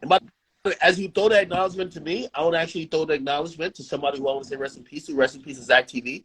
You know, for everything that, you know, Dave says, like, Zach TV was doing that. He was going to talk to the people. And, you know, not too sure exactly, like, we've heard stuff about, like, you know, how he, you know, what ended up with him being murdered. But, you know, he definitely was all the way in it. And, you know, obviously there was definitely repercussions in the sense of that. But, you know, I just want to say salute to him. And I think his coverage was also necessary. Can I ask you a question? Can I ask you a question? Why do you think, just for you, why do you think that Trap Lord Ross he knows that about you, but not about First of all, Trap Lord Ross, had you heard of Zach TV? But Okay. All right, okay. Why do you think he credits you with that? Because and not Zach TV? I popularized it, right? So it's like, again, that like there are channels even now that talk about the same thing I talk about, but like when I talk about it, I was hitting a mainstream audience. My content at that point, like everybody keeps acting, and that's what I'm saying. They rewrite the history with me with the war in Chirac. Like I started there. No, I was covering mainstream artists, Kanye and Drake, back in 2010, right? But what happened was I started realizing I can't compete with the Breakfast Club, so I started covering these underground dudes that nobody would cover. Right? And what happened was the mainstream audience would also look at it, but also there was an audience built in already. Like that's why I've always said, like, I didn't create that scene. That scene existed. But then the mainstream audience was peeking in and saying, what the hell is this? So that's why they give me a lot of credit. There were people before. I mean, shit, while I'm even giving out flowers here, like there's a dude, or there was two dudes, one down, that hates me over it. College kid. They were doing it before me. Like people just credit me. Hey, Ash, you I know one thing, man. You better have Illinois on your Chicago on your goddamn birth certificate, man. Because that's actually where you from, man. Hey, man, that's where I love from. Chicago. Look, let me tell you something. And I love like when you was doing all that reporting, the whole world really gravitated to you because they thought you was from Chicago. People from Chicago thought you was from Chicago. People was asking me, hey, man, he from the low end, right? We all was trying to figure out where this nigga from. Okay. No, you're right. And let me kind of expound on that. Because, by the way, you know, also it's approach, too, right? Like, I think your approach is very reasonable. And I've always said, you know, number one, I want to use my platform to I just only want to be the person just posting shit, right? So I definitely want to have my platform to have a voice that stands, but also be a cause for change when we can, right? And Chicago is definitely a place where, you know, eventually, and I mean, in any way possible, even now, you know, we want to be able to help move forward change. That's what I'm trying to say. Like, you know, if it's anything that could help in the sense of trying to create change, like, we'll definitely be a part of that. You know what I mean? Like, obviously, like, when it comes to places or cities that not only I love or identify with just because I've loved the culture so much, Chicago is pretty much at the top of the list. It's always been. You know what I mean? And, like, that's why I've always, when people tell me, like, yo, everybody hates you there, I'm like, no, that's lies. I look at my stats. Like, it's the most, Chicago is still my #1 region that watches me to this day. And I rarely talk about some of the happenings going on there. So, you know, obviously, I definitely feel indebted to, like, you know, I'll give a quick parallel. Like, I love what Angie does with the Shade Room. Angie's from Nigeria, if y'all know. And trust me, when it comes to some African issues, you go see it on the Shade Room because she loves where she's from. She's using her power and her platform to try to help create change or help people. That's definitely what I want to do, you know. Obviously, you know, I'm from Jamaica, and I try to do it with say Jamaica, but also Chicago is a place that's definitely it's very like I love it. You know what I mean? So that's something like, you know, without even asking, like it's the right situations to really Okay, well, piecing those type of things together. You know what I mean? well, let's patch up this relationship with you in Chicago. It's a lot of things that you can do to help out. You know what I'm saying? Besides pointing all the negative shit, we actually love and like what you do. We just don't like the fact that you don't tap in and fuck with us. So if you're gonna keep speaking on the city, not just fuck with Lil Durk, not just Chief Keef because they there. It's a whole bunch of us out here that's really helping this city and keeping the city alive. You know what I'm saying?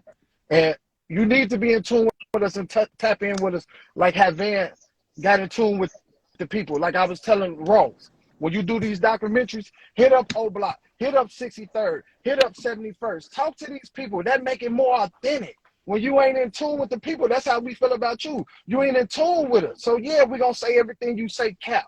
Ross, his story, he ain't talk to nobody. Yeah, we're going to feel like it's cap. Now, when you come and you talk to us, like you say, the labels give out money and they pitch in and they do what they do, yeah, people start respecting, and now it's 50-50. Some tap in, nobody's going to like shit that you're doing because you ain't fucking with nobody. So fuck with us because you a Chiracian. And by the way, and not to defend Ross here, but I think what he does, right, it's hard. Like, again, just like how you're on here and you're like, yo, man, when Von was talking about bodies, he might have been talking about what. It's like you're not going to get an accurate conversation. Like, it's either people are self-stitching and you already have archived videos of people really just added on to the story, but no one, like, I'm pretty sure the families, out of fear of retaliation, they wouldn't want to get on camera to speak about what the death of like maybe fans can get on the camera. You get what I mean? But they probably don't even want to speak on those type of things. You get what I mean? And also people who might be in the know probably don't want to get on camera saying, "Oh yeah." Now, like again, we don't know for fact, but everybody around here is saying that's what happened. Like nobody want to say that type of stuff. Like that could be putting them in danger as well. So, you know, when it's an investigative type of thing. You know, as long as he's not just making about a thin air, I think he was using actual sources from the people who were there and people surprisingly tell on himself. But I don't know if he shows up. I mean, that could definitely show the humanity part of it because I don't think he's doing this to, you know, like just on some voyeuristic, like, oh, look what these fucking animals are doing.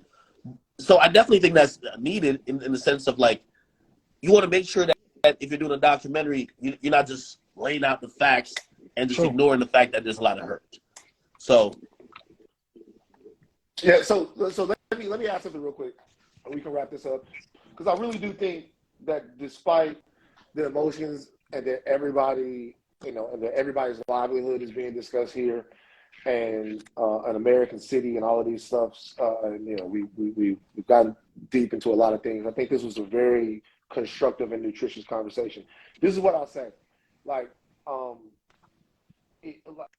I think the documentaries are well done. I watch them when they come out. I'm a YouTube fanatic. I watch all of the stuff. I try not to be precious about it. Even stuff that I don't like. But you know, if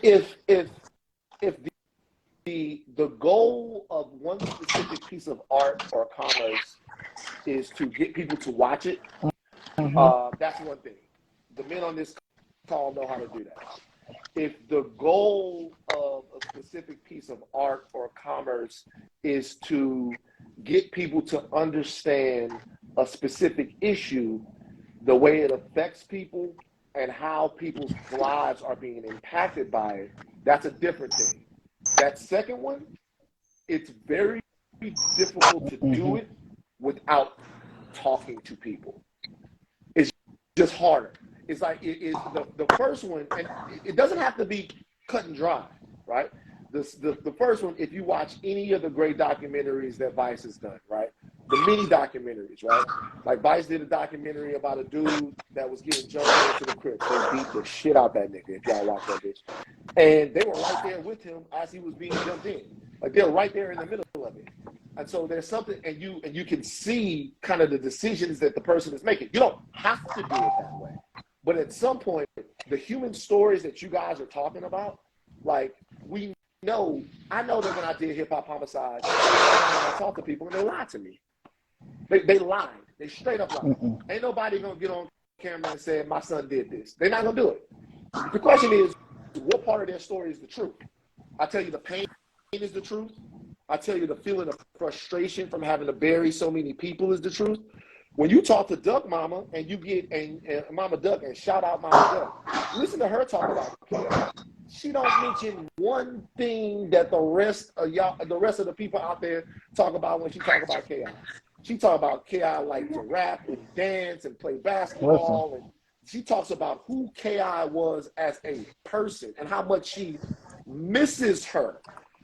And that to me was, I'm not going to get, that to me was, it reminded me that this is a human being that, and all of this shit is really fucked up. That's the last thing I'll say. But, I just want to add to that point.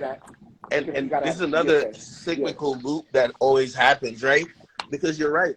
I remember I only started posting Mama Duck on my page because Mama Duck was in my DMs cussing me out saying, yo, you posted this guy while he was all alive and my son is dead and now I feel I'm getting some justice and you're not posting that. You're being unfair. So I guarantee somebody else from afar might look at that and say, no, that's instigate. You're posting both sides. You know what I mean?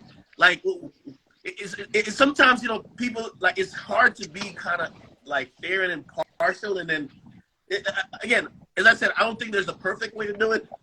I just hope that these conversations turn to be something else. Hey, that's actually perfect. My only thing about that's actually perfect. Because on the street side, that's how you're not in the middle.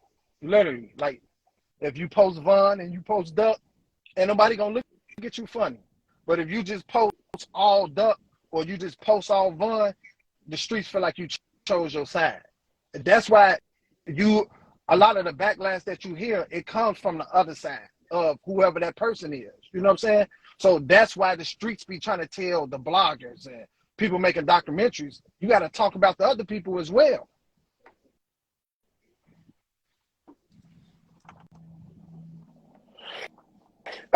One thing I'll add to that, and this is really be the last thing I say, I gotta walk the dog, but when I was there, like we were on a blog, right? And it was crazy, right? Because like we were out there walking with the pastor, and like within like 5 minutes of being out there, I'm not even bullshitting y'all. It was like 60 niggas out there. Like really, they saw us out there. Like we knew we were with the pastor, so we was good. But everybody came out there, right? We talking to everybody, right? Do you know what really got me is the neighborhood they into across the street is right there. Like it's right there. Like I'm looking. I'm like, wait. I'm like, that's y'all ops. Like, and they're like, yeah, like right over there. Like that's the neighborhood y'all into it with. So how the fuck you walk down the street? Like it really crystallized to me. And this is it crystallized to me like how the shit is. Like every day your life being on the line. Like every day you ride like it's right there.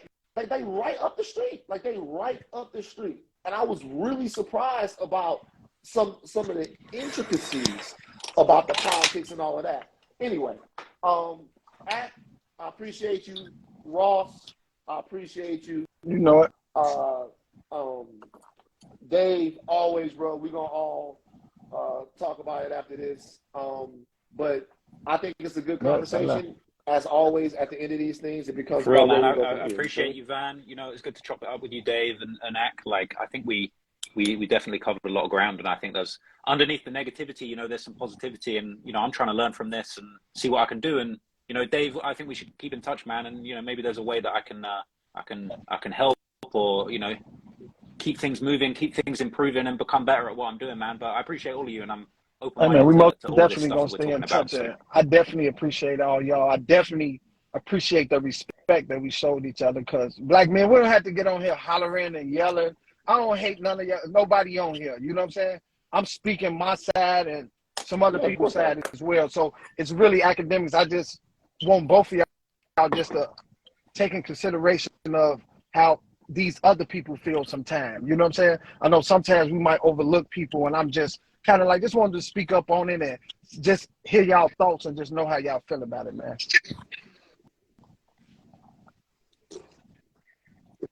I think that's Cool. fair. I Ask think that's what you fair got before what we get you out of here. both said. And then I was just coming here to watch.